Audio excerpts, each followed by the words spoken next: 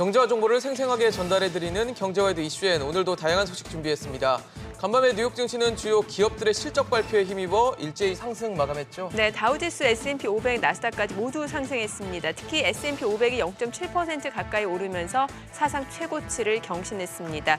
기업들의 실적 발표가 호재로 인식이 됐습니다. 전일 장 마감 이후에 나온 애플 그리고 페이스북 실적이 50% 안팎으로 증가했다는 소식이 투자 심리를 이끈 것으로 보입니다. 네, 그런가 하면 어제 코스피는 3거래 연속 하락했어요. 네, 맞습니다. 코스피가 0.2% 떨어지면서 3,174선에서 마감이 됐습니다.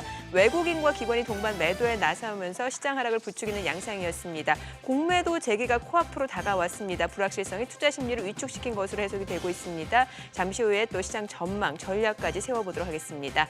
자, 그리고 이한승 기자, 지금 쿠팡이 총수 없는 대기업으로 지정이 됐어요. 네, 공정위가 매년 이 자산 5조 원이 넘는 그룹을 대기업 집단으로 지정을 하고 이때 동일인, 즉 총수도 지정해서 발표를 하는데요.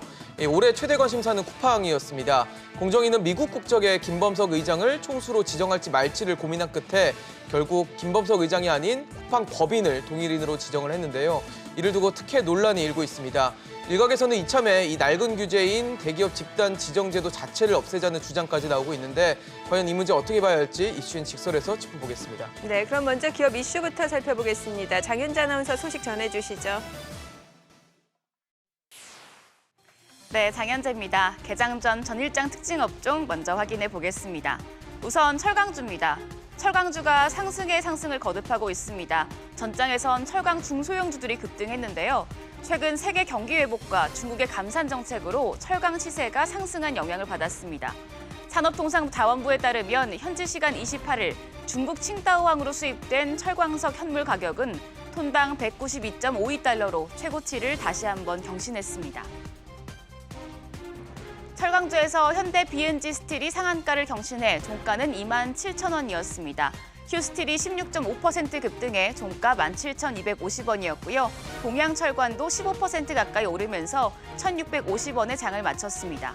이 밖에 한국특강이 9.2%, TCC 스틸도 8.3% 상승 마감했습니다. 다음으론 종합물류 관련주입니다.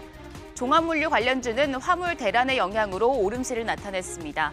해양진흥공사와 한국항공협회에 따르면 올해 연말까지 세계 물동량 증가에 비해 선박과 항공기 공급량이 부족해 높은 운임과 선적 공간 부족 현상이 지속될 것으로 예상됩니다. 이에 따라 정부는 임시 선박을 추가 투입하고 중소기업의 운임을 지원하는 등 해결책을 고심하고 있는 것으로 알려졌습니다. 종합물류 관련주에서는 KCTC가 상한가를 경신했습니다. 종가는 8,970원이었고요. 동방이 12.5% 올라 7,110원, 태흥로직스가 11% 올라 마감가는 8,920원이었습니다. 이 밖에 한솔로지스틱스와 한익스프레스는 4%대 강세로 마감했습니다. 다음으론 코로나19 관련주입니다. 코로나19 관련 종목 중 진단키트 관련주가 개별 모멘텀에 힘입어 주가가 상승했습니다. 일단 엑세스바이오가 실적 이슈가 있었는데요. 1분기 매출이 전년 동기 대비 160% 늘어났고 영업이익이 흑자 전환하며 역대 최대 분기 실적을 기록했다는 소식에 상한가를 기록했습니다. 또 휴마시스는 오는 5월 3일부터 코로나19 자가진단키트의 출시와 판매를 앞두고 52주 신고가를 경신했습니다. 엑세스바이오와 팜젠사이언스가 모두 상한가 경신했습니다. 엑세스바이오 종가는 36,400원이었고요. 팜젠사이언스는 16,150원에 장을 마쳤습니다. 휴마시스와 랩지노믹스는 8% 오름세를 보였습니다. 휴마시스는 8.76% 올라 27,300원이었고요. 이 밖에 EDGC 역시 6.8% 올라 5,620원에 장을 마쳤습니다. 마지막으론 조선주입니다. 최근 국내 조선업계가 코로나19 이후 경기 회복 기대감 속에 연일 대규모 수주 랠리를 보여주고 있는데요. 한국조선해양과 대우조선해양, 삼성중공업, 이 대형 조선 3사가 연간 수주 목표의 45%를 채움에 따라 올해 목표 달성은 무난할 것으로 보입니다. 이 가운데 한국조선해양은 최근 조선업계 업황이 슈퍼사이클 진입 직전인 지난 2003년 수주 상황과 비슷하다고 밝혔습니다. 이런 업황 회복 기대감이 커지면서 조선주가 일제히 오름세를 나타냈습니다. 대우조선해양이 7.93% 올랐습니다. 34,700원에 장을 마쳤고요. 현대미포조선 4.39% 올라 종가는 78,500원이었습니다. 이 밖에 한진중공업이 2.09% 올라 7,800원이었고요. 한국조선해양이 1%, 삼성중공업은 0.4% 강세로 마감했습니다. 여기까지 기업 이슈 전해드렸습니다. 이어서 전일장 상황 전해주시죠. 29일 국내 증시는 공매도 재개가 이거래일 앞으로 다가오면서 경계 심리가 확산되면서 사흘 연속 하락했습니다. 이날 코스피는 전일 대비 7.4포인트, 0.23% 떨어지면서 3,174선에서 거래를 마쳤고요. 코스닥 지수 역시 전장 대비 7.58포인트, 0.76% 내린 990선에서 마감이 됐습니다. 수급 상황 살펴보겠습니다. 이날 유가증권 시장에서 기관 투자자는 150억 원, 외국인은 134억 원을 각각 순매도했고요. 개인 투자자 홀로 336억 원 매수 우위를 나타냈습니다. 코스닥에서는 기관 투자자가 971억 원 매도 우위를 나타냈고요. 개인 투자자는 964억 원, 외국인은 110억 원을 각각 순매수했습니다. 이날 코스피 시가총액 상위 종목 가운데 삼성전자 0.4% 내림세를 나타냈고요. 또 네이버가 1.8% 약세로 마감이 됐습니다. SK하이닉스는 보합으로 마감이 됐고요. LG화학이 6% 넘는 강세를 보여줬습니다. 그밖에 삼성바이오로직스도 1% 오름세를 나타냈고요. 삼성 SDI도 0.7% 올랐습니다. 반면에 카카오는 2% 약세, 현대차, 셀트리온도 각각 1.8%에서 0.5% 하락으로 마감이 됐습니다. 업종별로 봤을 때는 유통업종이 2.4% 강세를 보여줬고요. 화학업종도 2% 올랐습니다. 그밖에 건설업, 철강금속, 종이목재가 상승했고요. 반면에 통신업이 2% 넘게 떨어졌습니다. 그밖에 보험업종과 증권업종, 운수장비, 서비스업이 1% 약세로 마감이 됐습니다. 이날 코스닥 시가총액 상위 종목 가운데서는 셀트리온 헬스케어가 약보합권에서 마감이 됐고요. 셀트리온제약이 1% 약세를 나타냈습니다. 펄어비스가 0.5% 내림세로 마감이 됐고요. 카카오게임즈는 1.6% 하락했습니다. 이 가운데 에코프로비엠도 2% 약세로 마감이 됐고요. 그밖에 알테오젠과 SK머티리얼즈도 1% 하락으로 마감이 됐습니다. 반면에 스튜디오 드래곤은 2.5% 강세로 마감이 됐습니다. 이날 서울 외환시장에서 원달러 환율입니다. 전일 대비 4원 80전 떨어지면서 달러당 1,108원 20전으로 마감이 됐습니다. 네, 전일장 국내 증시 그리고 새벽에 마감한 뉴욕 증시 상황 함께 체크해 보도록 하겠습니다. 수장님 안녕하세요. 안녕하십니까? 네. 자, 간밤 뉴욕 증시 3대 지수 모두 올랐는데 특히 S&P 500이 4,200선을 넘어서면서 사상 최고치를 경신했습니다. 일단 기업들 실적 발표가 주요했던 것 같은데 애플이 50% 넘게 실적이 증가했고 또 페이스북도 한 48% 실적이 증가됐어요. 이에 소위 말해서 빅테크 기업들의 실적 호조세가 뉴욕 증시의 그러한 그 새로운 주가 흐름들을 이끌어냈다라고 말씀드릴 수가 있겠습니다. 장중에는 다소 흔들리는 듯한 모습을 좀 보이긴 했었죠. 약간의 마이너스를 나타내긴 했었습니다만 장 후반에 다시 시세의 탄력을 받아서 최고가를 갱신하는 그런 모습들을 보였다라고 말씀드릴 수가 있겠습니다. 현재 국내에도 그렇고요. 계속해서 기업들의 실적들이 나오고 있는데 어마무시한 실적들이 나오고 있죠. 이런 것들이 국내와는 좀 다소 다르게 미국 같은 경우는 새로운 주가 흐름들을 좀 이끌어내고 있다라고 말씀드릴 수가 있겠습니다. 전반적으로 실적들이 생각 외로 좀 잘 나오고 있습니다. 우리가 웬만해서는 어느 정도 나올 것으로 예상을 했기 때문에 서프라이즈라는 단어를 쓰기가 조금 주저스럽다라고 말씀드릴 수가 있겠습니다만 오늘 발표된 실적들을 보면 정말 서프라이즈한 모습들을 나타냈다. 그렇게 좀 말씀드릴 수가 있겠죠. 그런데 일부 기업들에 대해서는 좀 차별화된 모습들이 나타났다.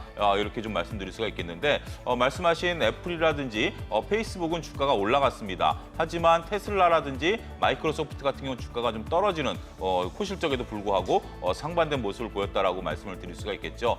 일단 애플이라든지 페이스북 같은 경우는 자사주를 취득하겠다 이런 또 호재성 공시도 있었습니다. 이러한 얘기들이 전반적으로 기업 실적 호조세에다가 더해서 주가를 견인했다라면 테슬라라든지 마이크로소프트 같은 경우는 실적 발표를 잘했음에도 불구하고 경쟁의 격화라든지 앞으로 향후 전망에 대한 불투명성 이런 것들이 부각이 되면서 오히려 주가가 조정을 받는 그런 모습들을 보였다라고 말씀드릴 수가 있겠죠. 정리해서 말씀드리면 전반적으로 호실적이 기업의 실적을 이끌었다라는 것은 첫 번째 관점이고요. 두 번째 관점은 미래에 대한 전망에 따라서 주가가 최근에 좀 엇갈리고 있다. 이렇게 정리를 해드릴 수가 있겠습니다. 네.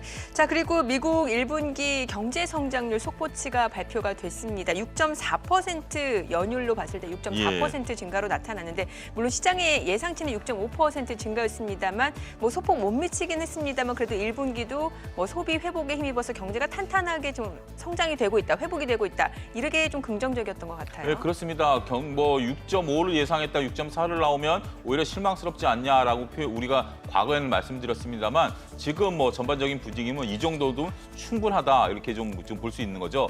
어마무시한 숫자죠. 미국이라는 거대한 국가가 6.4%, 우리도 지금 경제 성장률 한 3%대 예상하고 있는데 우리보다 경제 규모가 큰 미국이 정말 이것은 코끼리가 뛰었다. 저는 이렇게 좀 표현을 좀 드리고 싶습니다. 예. 이렇게 선서히 걸어가는 미국 같은 경우 그렇고 중국도 18% 성장하지 않았습니까? 이러한 거대 국가들이 경제 성장을 하다 보니까 관련된 국내 기업들의 주가도 어마무시하게 지금 따라가고 있다고 말씀드릴 수가 있겠죠. 물론 앞으로 2분기, 3분기는 이러한 속도를 계속해서 나타내기는 쉽지 않을 것으로 보여지긴 합니다만 어찌됐든 현재 코로나19 상황에서 아직까지 이제 백신 효과가 나타나기 전에도 이렇게 어마무시한 숫자가 나타났다는 것은 앞으로 코로나19에 대한 백신 효과가 나타나는 하반기 이후부터는 나름대로 긍정적이다. 이렇게 긍정적인 것은 결국 주가의 견조한 흐름들을 뒷받침할 수 있는 원동력이 될 것이다. 이렇게 표현을 드릴 수가 있을 것 같습니다. 네, 자 그리고 또 하나 고용시장 회복세도 좀 가시화되고 있는 것 같아요. 지금 주간 신규 실업수당 청구 건수가 3주 연속 떨어지고 있는 거죠? 예, 그렇습니다. 일단은 지금 실업수당 신청 건수가 전주 대비해서 1.3만 건 정도 줄어든 모습들을 우리가 확인할 수가 있죠. 전반적으로 실업에 대한 고민들이 좀 줄어든다라고 말씀드릴 수가 있겠습니다. 확인되지는 않았습니다만 아무래도 백신 효과가 좀 있지 않을까 좀 그렇게 말씀드릴 수가 있겠죠. 지금 우리나라도 백신을 접종한 경우에 일단 해외여행에 대한 길을 열어놓는 쪽으로 방향이 선회되지 않았습니까? 미국 같은 경우도 백신을 만약에 맞으신 분들 같은 경우 고용이라든지 이런 것들이 안정을 찾을 가능성이 높다라고 보여지는 거죠. 따라서 고용이 안정세를 나타내고 있고 그리고 기업들의 실적이 그리고 경기 상황이 호조세를 나타내고 있다는 것이 향후 미국 시장에 있어서의 긍정적인 모멘텀이 될 가능성이 높다 이렇게 말씀드릴 수가 있겠습니다. 네, 자 어제 국내 증시도 간단하게 리뷰를 해볼게요. 전체적으로 봤을 때는 매도 규모가 큰 것도 아니었습니다만 매수세도 그렇게 크지는 않았어요. 일단은 공매도 재개가 눈앞에 다가왔기 때문에 뭔가 좀 지켜보겠다라는 심리가 많았던 것 같아요. 두 가지가 맞물렸다라고 말씀드릴 수가 있겠습니다. 가장 큰 건 공매도겠죠. 다음 주 월요일 이제 내일 모레죠. 월요일부터 이제 공매도가 재개가 되니까 공매도를 하려면 여러분들 개인도 가능합니다. 근데 약 1시간 반 정도 교육을 받으셔야 됩니다. 이것은 여러분들이 거래하신 증권사에 문의를 하시면 친절하게 안내를 해드릴 건데 약 2만여 명의 벌써 개인 투자자분들이 이 교육을 받았다고 합니다. 따라서 지금 그 공매도를 하기 위한 준비를 하고 있는데 어제 같은 경우 이거에 더해서 SKIET에 대한 공모주 청약이 워낙 열기가 80조 원이었죠. 워낙 뜨겁다 보니까 일단은 많은 투자자분들이 그쪽에 관심을 좀 갖다 보니까 전반적으로 주식 시장보다는 일단은 IPO에 대한 관심 일단 오늘 끝났으니까 어제 그제 이틀 연속 끝났으니까 오늘 다시 주시장에 관심이 돌아올 것으로 보여집니다. 일단 공매도에 대한 불안감들은 있는 것은 사실이고요. 이런 것들이 과연 얼마만큼 작용할 수 있을지 좀 귀추가 주목된다라고 말씀드릴 수가 있겠고 일부 종목에 대해서는 먼저 주가가 좀 세게 조정을 받고 있다는 것도 공매도 재개에 대한 우려감이 반영된 수치가 아니겠는가 조심스럽게 말씀드릴 수가 있겠습니다. 네, 알겠습니다. 자, 오늘 호가로 봤을 때는 양시장 혼조세 출발이 예상이 됩니다. 저희 잠시 후 동시효과 상황 그리고 전략으로 돌아오겠습니다.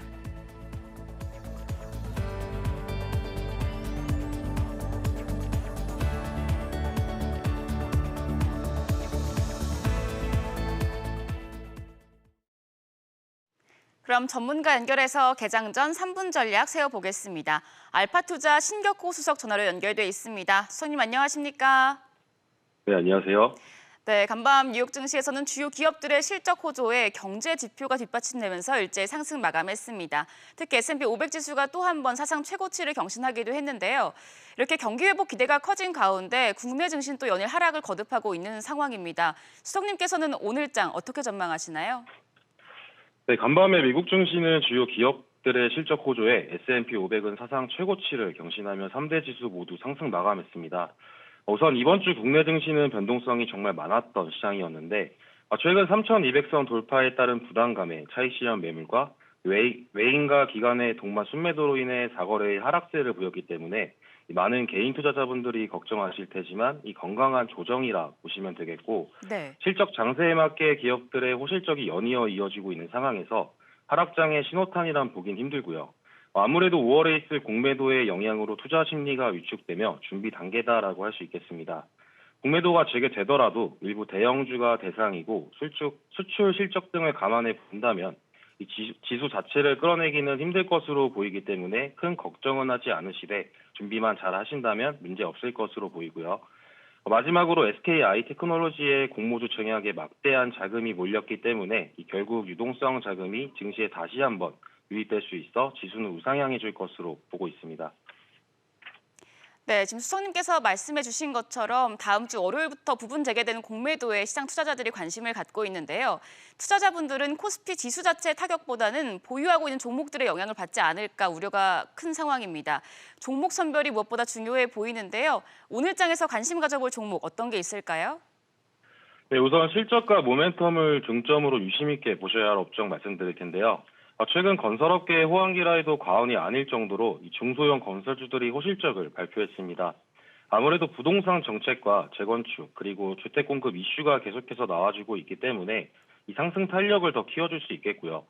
연이은 계약 수주로 인해 1분기에 이어 남은 2분기 실적까지 기대해 볼 수 있겠고 이 건설업계뿐만 아니라 조선업계도 대규모 계약 수주 소식이 전해지고 있는데 황화뮌환 규제에 발맞춰 친환경 선박의 리사이클과 마침 건조된 선박의 교체 시기까지 맞물리며 전 세계 발주량의 50% 가까이를 선점할 만큼 좋은 흐름을 보여주고 있습니다. 따라서 조선 기자재 관련주들까지 체크하시면 좋을 것 같습니다. 네, 오늘은 이번 달 마지막 거래일인데요. 오늘장 그리고 다음 주 대응 전략까지 세워주시죠. 네, 오늘은 4월 마지막 거래일입니다. 아무래도 최근 증시 흐름에 맞게 지수의 변동성은 있겠지만 곧 있을 공매도 재개와 5월 포트 구성 준비를 중점적으로 하셔야 할 텐데 우선 대차 잔고가 증가하면 공매도로 이어질 수 있기 때문에 이런 종목들은 피하시는 게 좋겠습니다.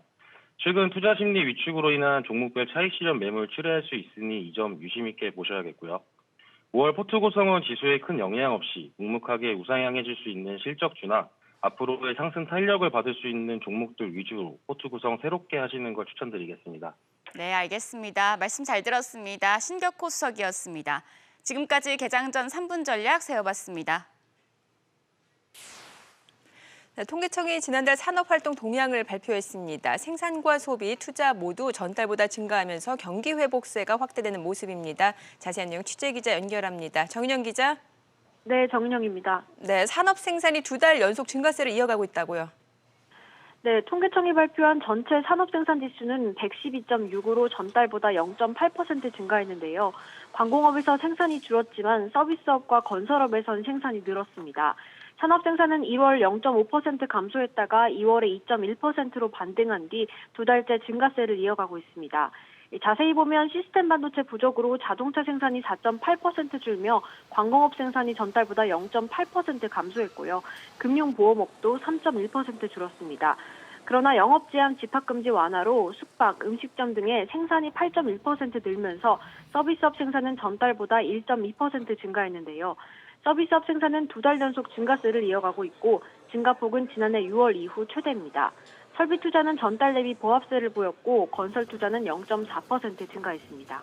네, 소비를 나타내는 지표인 소매 판매도 증가했죠?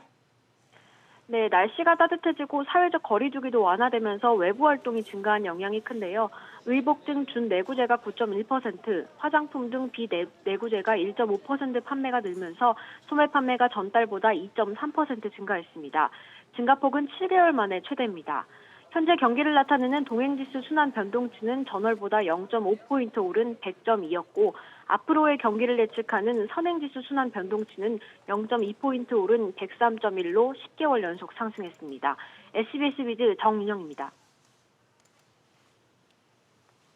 네, 지금 시각 8시 51분 향해 가고 있습니다. 오늘 양시장 예상 체결지수부터 확인해 보겠습니다. 오늘 코스피가 반등 출발 예상됩니다. 3,184포인트 출발 예상되고 있고요. 코스닥은 0.2% 소폭 내림세가 예상이 됩니다. 예상 체결지수 987포인트입니다.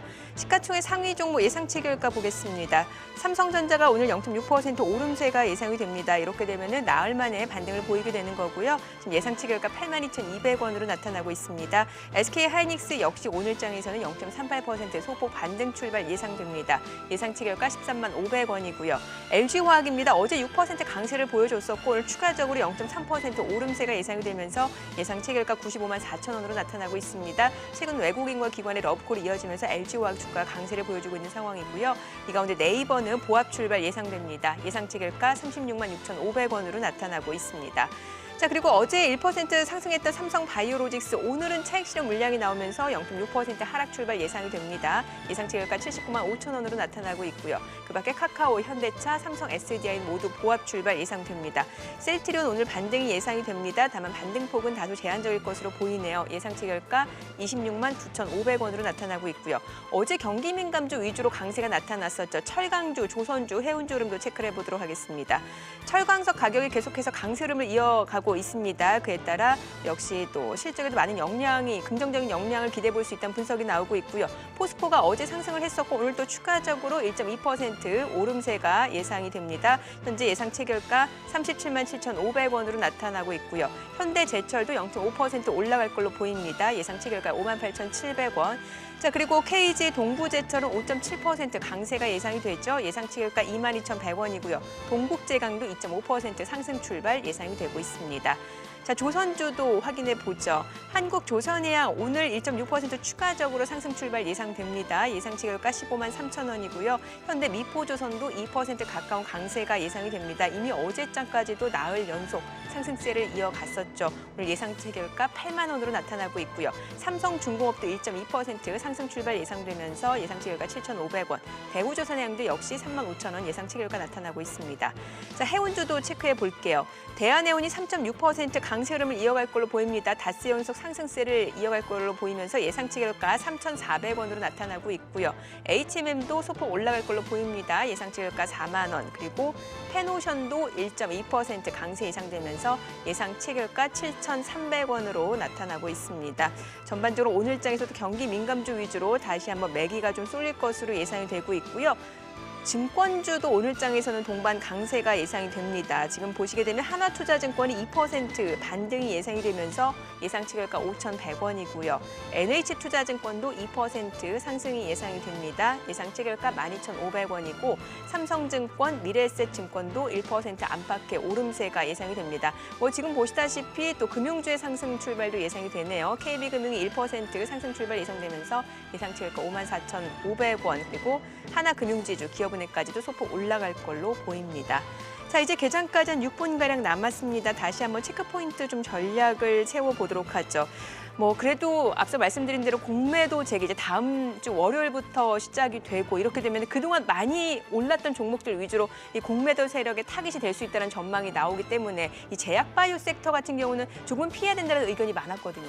예, 그렇습니다. 그러니까 결국 공매도라는 것이 주가 움직임이 좀 불안했었던 그런 종목 위주로 공매도가 나올 수밖에 없죠. 기업의 실적이 늘어나고 있는데 단지 올랐다라는 이유만으로 공매도를 친다라는 것은 거의 그것은 불가능에 가깝다라고 말씀드릴 수가 있겠습니다. 공매도가 갖고 있는 특성이 손실이 무한대라는 점이죠. 주가는 무한정 올라갈 수 있는 부분들 아니겠습니까?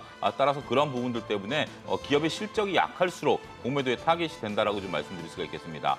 다행스러운 것은 공매도가 일어날 것을 알 수 있다라는 게 대차장고의 향방으로 알 수 있다라는 것들이죠. 우리나라는 공매도를 하기 위해서는 주식이 있는 상태에서만 공매도가 가능합니다.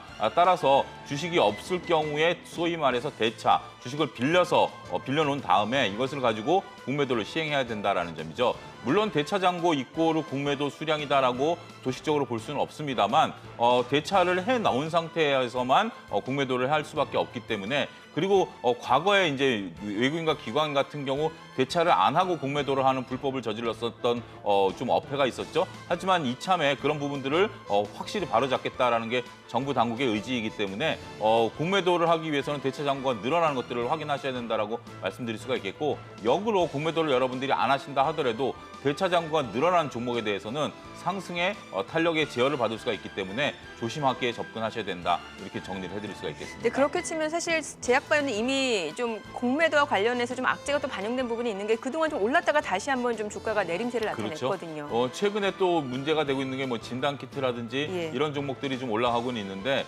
실적이 그렇게 생각만큼 추가적으로 나오지는 않을 것이다라는 부분들 때문에 조금 조심스럽다라고 말씀드릴 수가 있겠죠. 특히 제약바이오 같은 경우 그동안 기대감들이 상당히 높았었던 부분들이 있기 때문에 예. 조금 어떻게 보면 조금만 건드려도 쉽게 무너질 수 있는 그러한 부분들이 있기 때문에 공매도의 주요 타겟이 된다라고 보여진다라면 아무래도 뭐 역설적으로 공매도 타격이 있는 제약바이오 섹터보다는 지금 강한 쪽들이 더욱더 강해지는 그러한 또 모습들을 보일 가능성도 있다라고 말씀드릴 수가 있겠습니다. 네.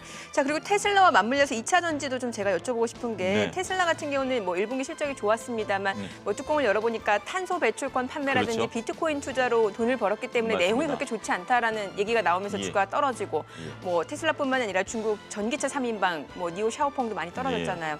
우리나라 배터리 업체들 괜찮은 거예요? 어제 보니까 LG화학은 그래도 올랐는데 예. 소재 쪽이 또 지금 주가가 출렁 있는 상황이더라고요. 맞습니다. 그걸 예. 정리해서 말씀드리면 테슬라가 이제 외형적만 놓고 보면 우리가 이제 재무제표를 봐야 되는 이유가 바로 그런 거죠. 외형만 그냥 놓고 보면 매출 증가, 영업이익의 증가 이렇게 볼 수 있습니다만 정확히 지적하셨다시피 막상 뚜껑을 열어보니까 또 뭐 탄소 배출권은 뭐 그나마 인정하겠는데 비트코인 관련된 것은 일회성이 물론 아직까지도 어마무시한 또 비트코인을 보유하고 있다라고 합니다만 이것은 정말 영업과 상관없는 영업의 수익이죠. 따라서 그러한 부분들 때문에 테슬라에 대한 안정적인 수익을 우리가 바라볼 수 없다라고 말씀드릴 수가 있겠죠. 그리고 2차 전지도 그렇고 저는 좀 이렇게 봐야 될 것으로 보여집니다. 2차 전지와 전기차는 당장은 실적이 계속해서 올라갈 겁니다. 기하급수적으로 예. 실적이 올라갑니다만 중장기적으로 보면 경쟁의 격화 때문에 어떻게 될지 모른다라는 거죠. 따라서 여기 저도 어떤 결론을 내리기가 쉽지 않습니다.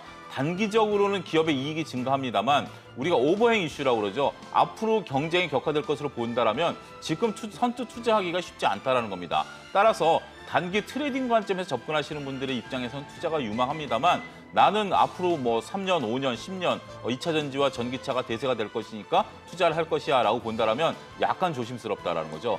테슬라 같은 경우 지금 현재 과거 2020년만 하더라도 독주를 나타냈었다가 이제는 대부분의 자동차 회사들이 전부 다 2030년 이후부터는 전기차로 완전 전환을 좀 선언한 상태 아니겠습니까? 그리고 우리나라 현대차도 지금 현재 2차 전지를 만들어내겠다. 또 이런 얘기가 있기 때문에 2차 전지 관련주들 당장은 아니겠습니다만 2025년부터는 경쟁 업체들이 나타날 것으로 보여지기 때문에 지금 우리가 장기적인 관점과 단기적인 관점이 부딪히면서 주가의 변동성이 확대되고 있다. 이렇게 정리를 해드릴 수가 있겠습니다. 그럼에도 불구하고 LG화학은 어제 또 6% 넘게 올랐어요. 역시 예. 실적이 사상 최대 그렇죠. 실적이다라는 점에서 주가가 많이 올랐는데 예.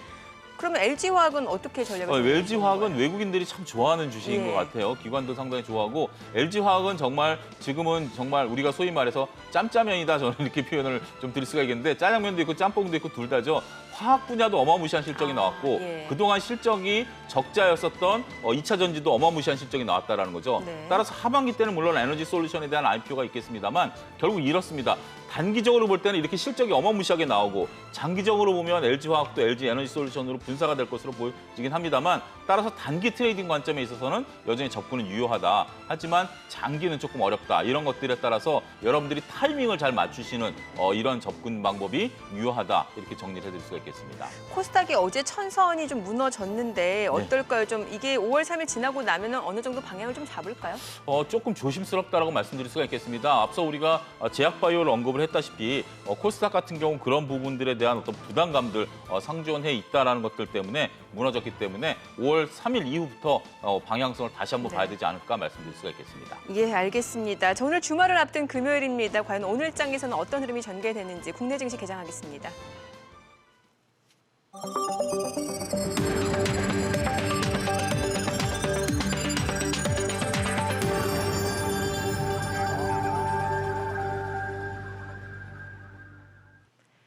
네, 4월 30일 금요일 개장이 됐습니다. 간밤 뉴욕 3대 지수 모두 올랐습니다. 특히 S&P 500 흐름이 굉장히 좋았어요. 4,200선을 뚫고 넘어서면서 사상 최고치를 경신했습니다.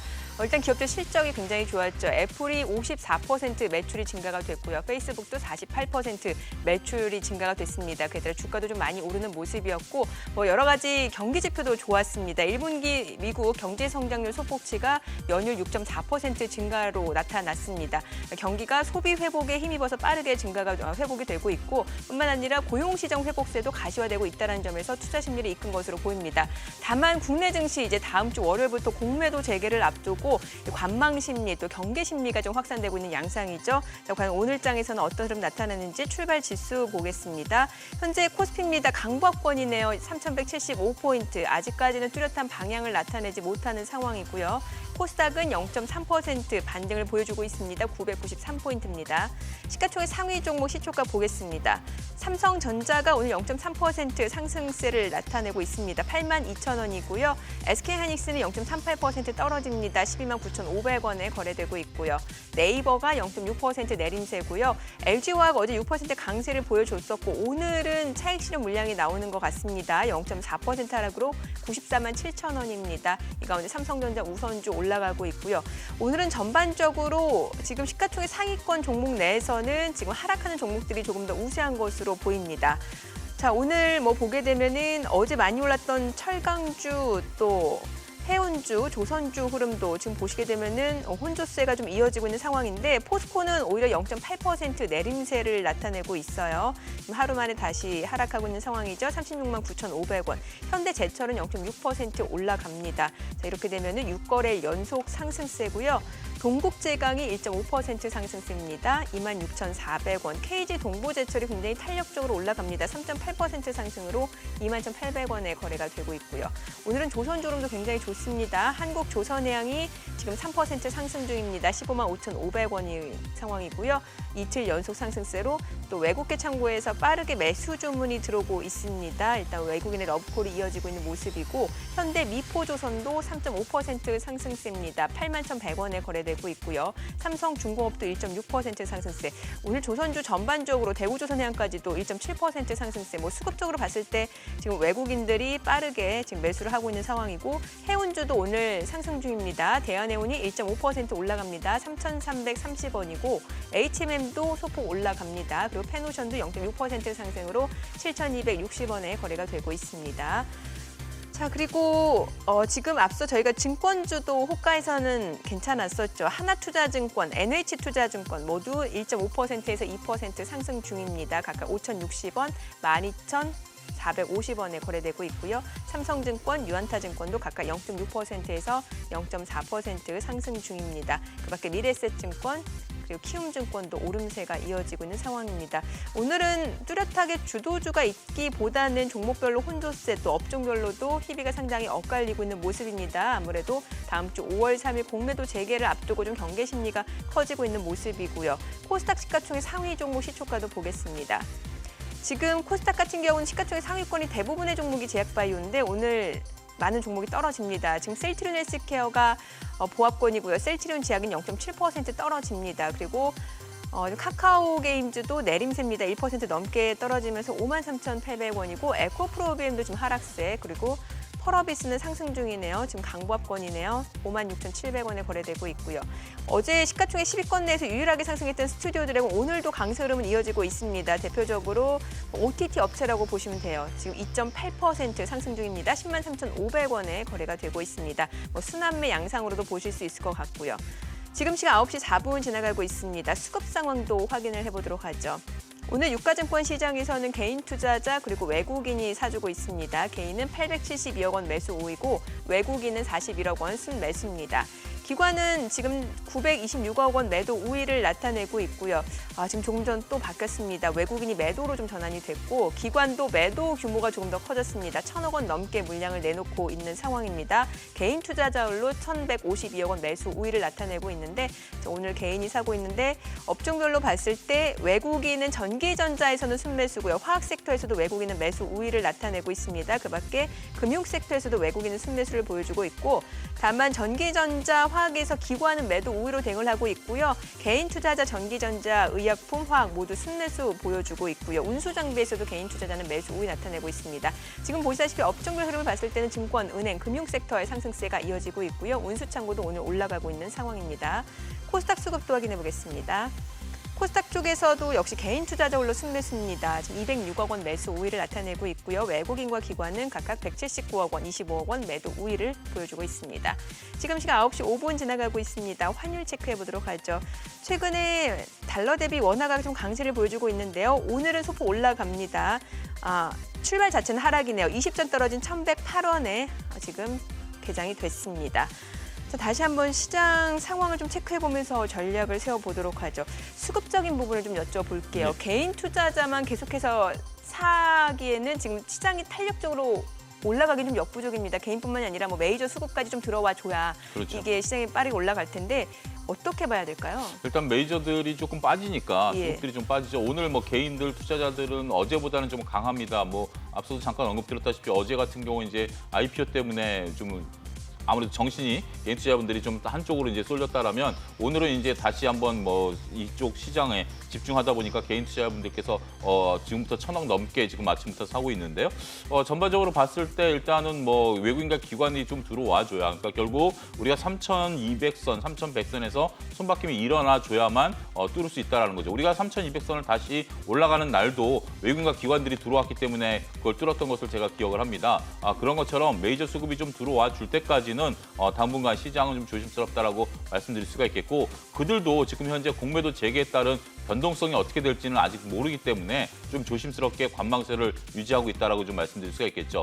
또 한 가지는 1분기 실적이 현재 지금 마무리돼가고 있는 상황에서 2분기 실적에 대해서는 전망치들이 아직까지는 확고하지 않다라는 것들도 외국인과 기관들이 선뜻 매수에 나서기보다는 현재 상태에서 이익이 난 것은 차익을 좀 실현해 두고 그 다음에 교체 매매를 한다 하더라도 충분히 시간적 그리고 기간적 여유가 있기 때문에 조금 관망세를 나타내는 것이 아니겠는가, 그렇게 말씀드릴 수가 있겠습니다. 오늘 조선주 흐름이 굉장히 좋아요. 지금 예. 양봉입니다. 상승폭도 더 확대가 되고 있다라는 건데 뭐 한국조선해양이 지금 5% 가까이 올라가고 있고 현대미포조선, 삼성중업, 대우조선해양 사실 계속 최근에 좀 좋았습니다. 그렇죠. 예. 이런 것들을 좀 두 가지 관점에서 말씀을 드릴 수가 있겠는데요. 일단 시세 탄력이라는 게 조선업종 같은 경우 일단은 뭐 우리가 그러니까 자동차 같은 소형 자동차 같은 경우 좌회전 우회전이 능숙하죠. 하지만 어마무시한 배가 회전을 하려고 그러면 거의 뭐 엄청난 힘이 좀 들어간 것처럼 배는 일단 지금 현재 달리고 있다라고 말씀드릴 수가 있겠습니다. 선박이 부족합니다. 지금 현재 우리가 해운 운임이 올라간다라는 것은 그만큼 운임량이 많아지는 거고요. 이런 것들에 대한 배가 부족한데 지금 현재 중국 배가 문제를 한번 일으킨 이후에 이번에 수에즈발 일본 배의 문제에 따라서 가장 빠르게 정확하게 좋은 배를 만들어낼 수 있는 나라는 한국이다라는 인식을 심어주는 계기가 됐다라고 말씀드릴 수가 있겠죠. 연이어서 수주 소식들이 지금 들리고 있습니다. 지금 뭐 대우조선해양이라든지 한국조선해양, 삼성중공업 번갈아 가면서 뭐 주간 단위로 계속해서 수주 소식이 들리고 있기 때문에 이러한 수주 소식은 제가 배가 한번 달리기 시작했다라고 표현을 드린 것처럼 이익을 몇 년 동안 배 조선사들에게 안겨주고 있다라고 말씀드릴 수가 있겠죠. 이런 것은 현재 시세 탄력이 있다라고 말씀드릴 수가 있겠고, 또 조선과 화학이 올라가는 것은 우리가 또 같이 설명을 드릴 수가 있는 게 중후장대 산업이라고 우리가 불리는 겁니다. 막대한 설비 투자와 종업원들을 보유하고 있죠. 이런 것들이 경기가 안 좋을 때는 소위 말해서 고정비가 많이 들어가기 때문에 기업의 실적들이 악화가 됩니다. 하지만 경기가 이렇게 좋아지게 된다라면 고정비는 일정하죠. 하지만 고정비 이후부터는 비용이 안 들어갑니다. 따라서 이익 곡선이 막대하게 올라가는 기하 곡선을 그리게 되기 때문에 그러한 부분들을 감안하게 된다면 중후장대 산업이 한번 불을 붙으면 어마무시한 이익을 실적을 달성할 수 있죠. 이게 이제 반대로 되는 게 핀테크 같은 경우 그리고 우리가 빅테크 같은 경우는 이익이 늘어나면 비용이 따라서 늘어나기 때문에 이익 규모가 그렇게 크지는 않습니다만 중후장대 산업이 갖고 있는 특성상 지금 현재 화학, 철강, 조선까지 해서 이익 규모가 늘어나는 부분에 대해서는 우리가 감안해야 된다라고 말씀을 드릴 수가 있겠습니다. 자, 그런데 이게 최근에 이렇게 순환매가 좀 빠르게 나타날 때는 자칫 올라가는 섹터 따라잡다가 오히려 조금 손실을 보기 십상인데 그렇죠. 어떻게 접근하는 게 좋을까요? 항상 고민이죠. 예. 지금 오늘 철강이 오늘 좀 쉬어주는 것처럼. 오늘은 조선이 강하고. 예, 조선만 강하고 철강과 화학이 쉬어지기 때문에 철강, 화학을 그러면 어떻게 해야 되느냐 예. 이렇게 좀 고민하시는 분들도 있을 겁니다. 물론 이제 미래에 대한 주가는 모르기 때문에 항상 제가 강조하는 게 손절에 대한 것들을 각오하셨다라고 말씀을 좀 드리긴 하겠는데 어찌됐든 지금 현재 불이 붙은 것은 순환매가 돌기 때문에 특히 지수 관련주들 이런 쪽들에 대해서는 크게 우려하실 바는 없다라고 보여지고요. 예. 결국 지수가 다시 올라갈 때 리바운드 할 수 있기 때문에 오히려 여러분들이 이런 쪽 섹터에 관심을 갖고 종목을 갖고 있으시다면 오히려 파란불에 두려워하시기보다는 종목을 모아가는 것도 하나의 전략이 될 수도 있다 이렇게 말씀을 드릴 수가 그러니까 있겠습니다. 오늘 같은 장에서 좀 철강이 좀 조정을 받으면 사고 그렇죠. 조선이 이렇게 강하게 올라간다고 해서 또 추격 매수하는 그렇죠. 건 안 되고 예, 그래서 이렇게 해야 추격 된다는 매수는 거죠. 진짜 예. 그건 조심하셔야 되고요. 예. 흥분해서 그러니까 우리가 인간의 본성이 오히려 제가 말씀드린 거와 반대되죠. 예. 빨간불이 켜지면 흥분해서 따라가게 되고 오를 파란불이 것 떨어지 같아서요. 예, 예. 파란불이 되면 불안해서 팔게 되고 그러니까요. 이렇게 되는데 오히려 파란불에 여러분들 우리가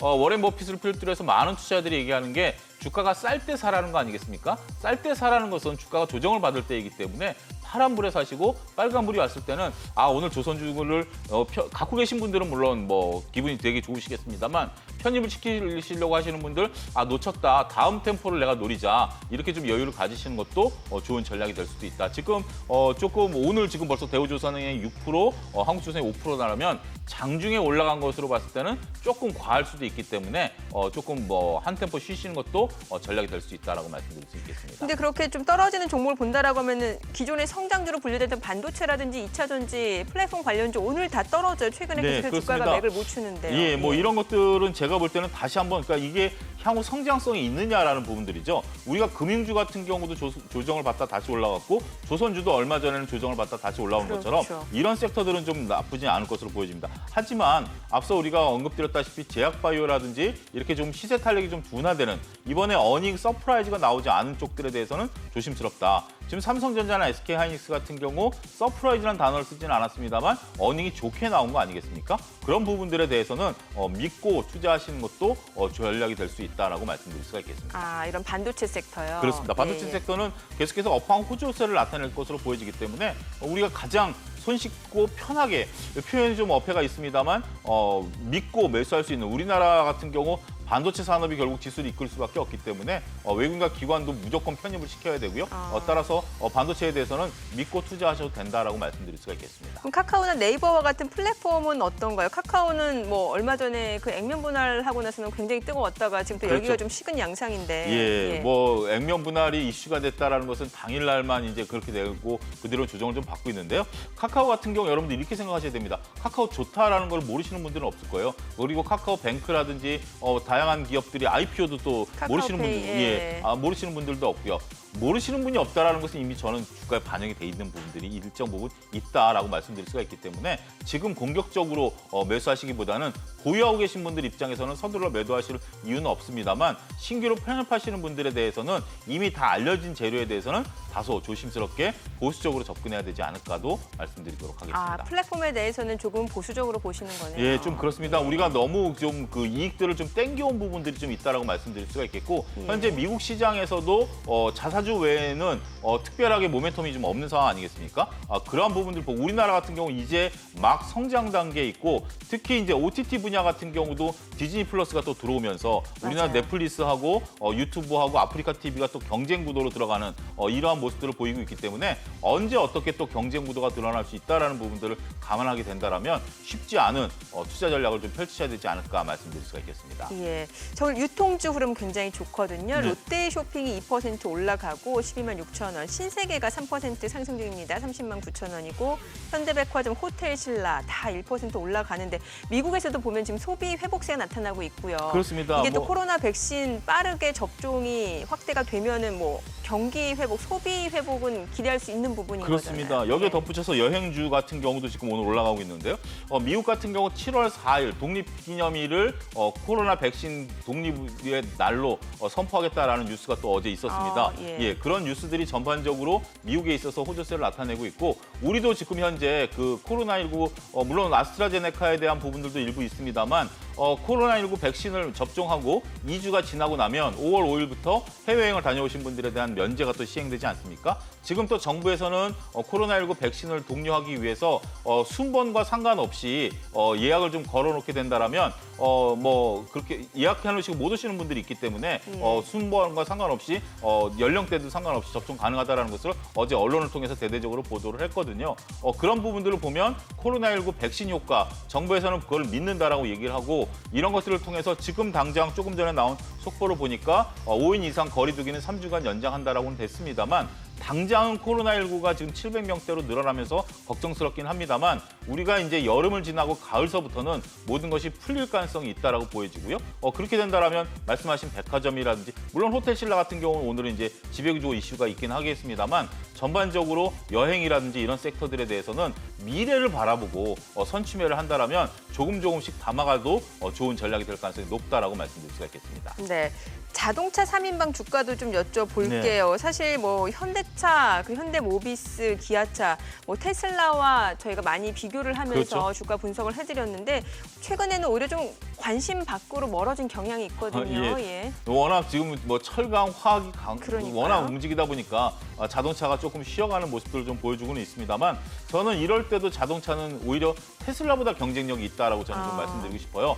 제가 이렇게 감히 말씀드리는 게 테슬라 같은 경우 우리가 분석을 했을 때 재무제표상에 영업이익을 창출하지 못하는 부분들, 아직까지 그렇게 많은 부분들을 창출하지 못했습니다만 지금 현대기아차 같은 경우는 다양한 모델 포트폴리오를 가지고 있고요. 지금 뭐 전기차 시장에서는 아이오닉이라든지 EV6가 어마무시하게 지금 현재 예약 대기가 걸려 있고 제네시스 시리즈도 예약 대기가 걸려 있는 상황이죠. 자동차라는 재화의 특성상 소비자의 마음을 사로잡는다는 것이 상당히 중요한데요. 이런 것들이 현재 지금 미국이라든지 우리나라에서 소비자들의 마음을 사로잡고 오히려 지금 현재 뭐 이렇게 보시는 분들도 있어요. 지금 현재 차량용 반도체가 공급이 부족해서 공장이 쓰고 있으니 현대기아차의 주가가 조정을 받아야 되지 않느냐. 저는 절대 그렇게 보지 않습니다. 여러분들이 마음에 드는 자동차 2개월 기다리는 거 3개월 기다린다고 그래서 다른 차종으로 바꾸시는 분들은 제가 볼 때는 보지 못했습니다. 오히려 기다리면 기다렸지 이런 것들이 되기 때문에 매출과는 저는 크게 상관없다. 오히려 이럴 때 조금 부정적인 뉴스가 나왔을 때 적극적인 매수 관점의 접근도 유효하다. 이렇게 말씀을 드릴 수가 있겠습니다. 앞서 저희가 OTT 업체 간략하게 얘기를 했는데 예. 그 스튜디오 드래곤하고 CJ ENM 좀 여쭤보고 싶은 예. 게 사실 스튜디오 드래곤 같은 경우 이제 모회사도 CJ ENM이기도 하고 그렇죠. 그리고 넷플릭스 오리지널 콘텐츠도 많이 보급을 하고 네. 말씀해주신 뭐 애플 TV라든지 이런 플랫폼 업체들이 또 들어오면 거기에다가도 콘텐츠를 또 공급할 수 있는 거잖아요. 스튜디오 그렇죠. 뭐 그런 부분들을 되면 예.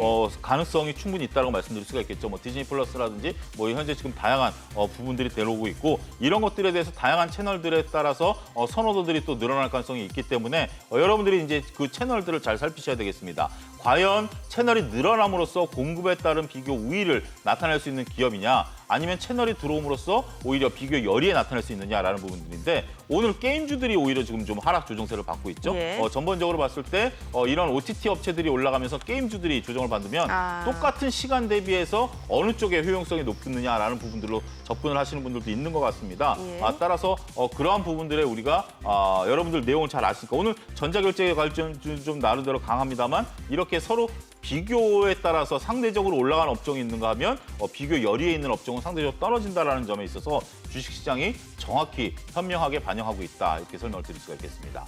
마지막으로 좀 코인 좀 여쭤볼게요. 예. 비트코인 뭐 최근에 리플 뭐 사실 리플 같은 경우는 앨런 머스크가 최근에 또 지지하는 그렇지. 트윗을 날리면서 막 올라갔다가 예. 뭐 이런 상황인데 이게 대체 자산으로 봐야 되는 건지 참. 근데 뭐 우리나라도 지금 정부에서 선을 그었고요. 예. 현재 지금 미국도 나름대로 선을 긋는 것으로 보여지고 중국도 조심스럽게 지금 현재 선을 긋는 것으로 보여집니다. 현재 지금 뭐 어마무시한 상승세를 좀 표현을 하고 있고 앨런 머스크의 또 트윗에 따라서 자산이 뭐 도지코인이라든지 이런 것들이 올라가고 떨어지고 하는 모습들을 좀 보여주고 있기 때문에 정부에서 일정 부분 선을 긋는 것으로 보여지고요. 어찌됐든 차제 특히 우리나라 같은 경우 정부에서 일정 그 거래소에 대해서 규제를 가하겠다라는 거 아니겠습니까? 그런 부분들을 감안하게 된다라면 현재 상태에서 추가적인 상승보다는 적정한 변동성을 이용하셔서 리스크를 축소시키는 것도 하나의 전략이 될 가능성이 높다라고 말씀드릴 수가 있겠습니다. 예, 알겠습니다. 시장 포트폴리오 전략까지 세워봤습니다. 소장님 오늘 말씀 고맙습니다. 감사합니다. 잘 들었습니다. 지금 시각 9시 20분 향해 가고 있습니다. 외국인 어제장 순매수 상위종 오늘 현재 주가 상황 보도록 하겠습니다. LG화학, SK이노베이션, 삼성물산, LG화학, 우선주, 대우건설 순매수했는데 오늘 일제히 좀 떨어지고 있는 상황이네요. 그밖에 하나금융지주, 현대건설, 한국가스공사, 아모레퍼시픽, 현대차, 우선주입니다. 오늘 금융주 흐름 괜찮고요. 또 한국가스공사도 강세 흐름을 보여주고 있습니다. 기관 순매수 상위 종목도 살펴보겠습니다. 호텔신라, 고려아연, 신세계, SK이노베이션, 삼성물산, 아모레주입니다. 오늘 유통조름 좋네요. 호텔신라, 신세계 상승 중이고 고려아연도 올라가고 있습니다. 자, 그밖에 아모레지, 삼성바이오로직스, 롯데케미칼, S오일, SKC 기관 순매수 상위 종목입니다. 오늘 아모레지도 상승 중이고요. 롯데케미칼, SKC 화학주도 상승세 보여주고 있습니다. 지금 시각 9시 20분 지나가고 있습니다. 시장 전체적인 흐름 체크해 볼게요. 코스피가 여전히 약보합권에 지금 머물러 있습니다. 3,169포인트, 3,170포인트고요. 코스닥은 강보합권이네요. 991포인트입니다. 오늘 4월 30일 금요일 개장 상황 전해드렸습니다.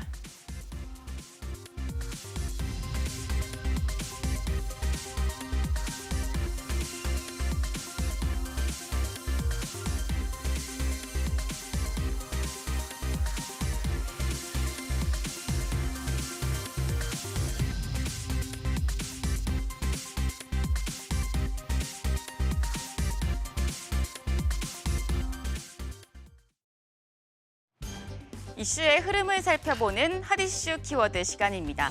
인터넷과 SNS를 뜨겁게 달구고 있는 키워드 함께 보시죠. 첫 번째 키워드는 이해충돌 방지법 통과입니다. 공직자가 직무 중 알게 미공개 정보로 사적 이익을 얻지 못하게 하는 이해충돌 방지법이 8년 만에 국회 문턱을 넘었습니다. 이해충돌 방지법은 국회의원에게도 적용하는 내용의 국회법 개정안도 국회 본회의에서 함께 처리됐는데요. 이에 따라 내년부터 공무원과 공공기관 임원, 국회의원 그리고 직계 가족들이 미공개 정보를 이용해 재산상 이익을 취할 경우 7년 이하의 징역 또는 7천만 원 이하의 벌금에 처해집니다. 특히 국토부와 LH 직원과 그의 가족의 경우 업무 관련 부동산 거래를 할 때도 14일 이내에 신고해야 하고 신고하지 않으면 2천만 원 이하의 과태료가 부과됩니다. 두 번째 키워드는 이성윤 탈락입니다. 이성윤 서울중앙지검장이 검찰총장 후보에서 탈락했습니다. 최종 후보는 김호수 전 법무부 차관과 구본선 광주고검장, 배성범 법무연수원장, 그리고 조남관 대검찰청 차장검사 등 4명입니다. 언론에 따르면 검찰총장 후보추천위원회 위원들은 4명의 후보를 차례로 추천했는데 거기에 이 지검장의 이름은 거론되지 않았다고 합니다. 이 지검장이 김학의 전 법무부 차관 불법 출국 사건에 연루된 혐의로 수사를 받고 있는 상황에서 조직 내 신망을 상당히 잃었다는 해석이 나오고 있는데요. 이 가운데 이 지검장에 대한 기소 여부를 판단할 검찰 수사심의위원회가 다음 달 10일 열릴 예정입니다. 세 번째 키워드는 쿨하게 수용입니다. 더불어민주당이 법안 처리의 최종 관문인 법사위원장의 물망에 오르던 정청래 의원 대신 온건파인 박광온 의원을 내정했습니다. 법사위원장 후보로 함께 거론됐던 정 의원은 이에 대해서 법사위원장을 못할 것도 아니지만 볼성사납게 자리 욕심을 탐하지 않겠다며 이번 당의 결정도 쿨하게 받아들인다고 밝혔습니다. 그러면서 박 의원에게 개혁 입법의 기관차가 돼달라고 덧붙였습니다. 한편 국민의힘은 법사위원장을 자신들 몫으로 요구하면서 강하게 반발했는데요. 결국 국회의장은 법사위원장의 공식 선출을 5월로 미뤘습니다. 네 번째 키워드는 거리두기 조정안입니다. 코로나19 확진자 수가 이번 주 600명에서 700명대를 유지하고 있습니다. 이 가운데 정부는 오늘 사회적 거리두기 조정안을 발표합니다. 이번 조정안은 다음 주부터 5월 23일까지 3주간 적용되는데요.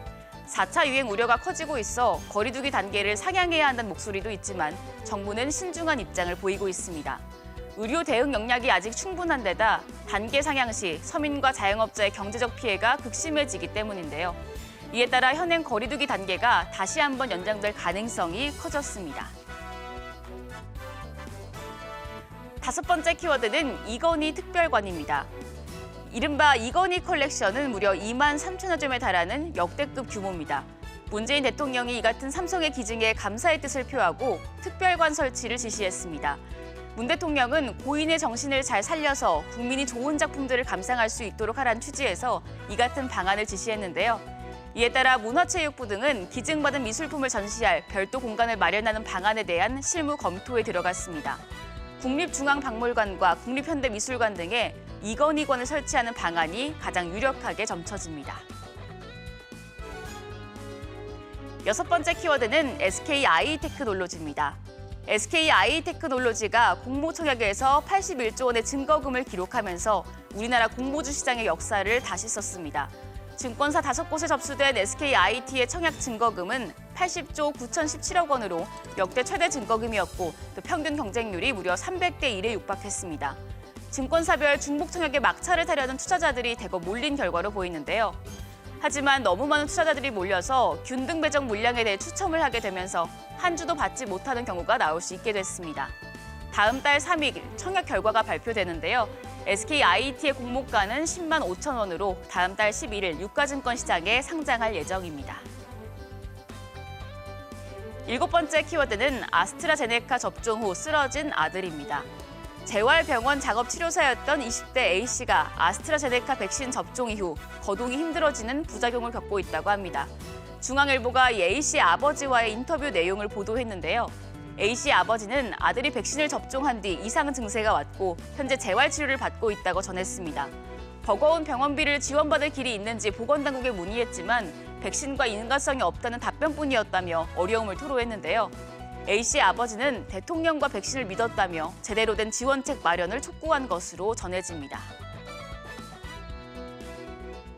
오늘 마지막 키워드는 한강서 사라진 대학생입니다. 지난 25일 서울 한강공원 근처에서 대학생 A씨가 사라졌습니다. 현재까지 뚜렷한 흔적을 찾지 못한 가운데 학생의 아버지는 아들을 찾아달라며 애타는 호소를 하고 있는데요. 대학생 A씨는 지난 토요일 밤 반포대교 한강공원에서 친구와 함께 시간을 보냈습니다. 일요일 새벽 2시쯤 술을 마시며 춤을 추는 모습이 담긴 SNS 게시글을 끝으로 소식이 끊겼는데요. 새벽 4시 반쯤 함께 있던 친구가 떠나는 모습이 CCTV에 포착됐지만 대학생 A씨의 행방은 아직 파악되지 않았습니다. 경찰이 드론까지 동원해서 수사에 나서고 있지만 워낙 수색 범위가 넓은 탓에 쉽지 않은 상황인데요. 가족들에겐 작은 단서도 중요한 만큼 혹시 목격하신 분이 있다면 꼭 제보를 부탁드립니다. 지금까지 핫 이슈 키워드였습니다.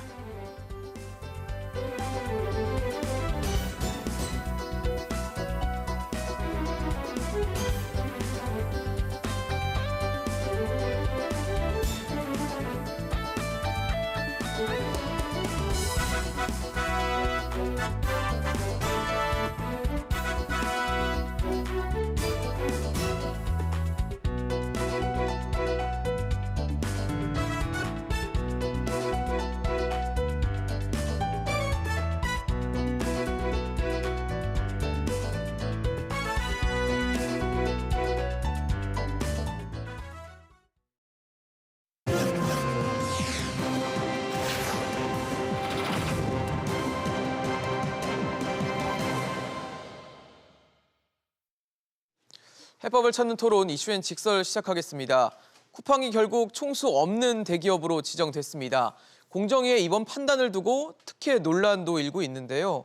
일각에서는 이참에 기업의 성장을 막는 대기업 집단 지정제를 폐지해야 한다는 주장도 나오고 있습니다.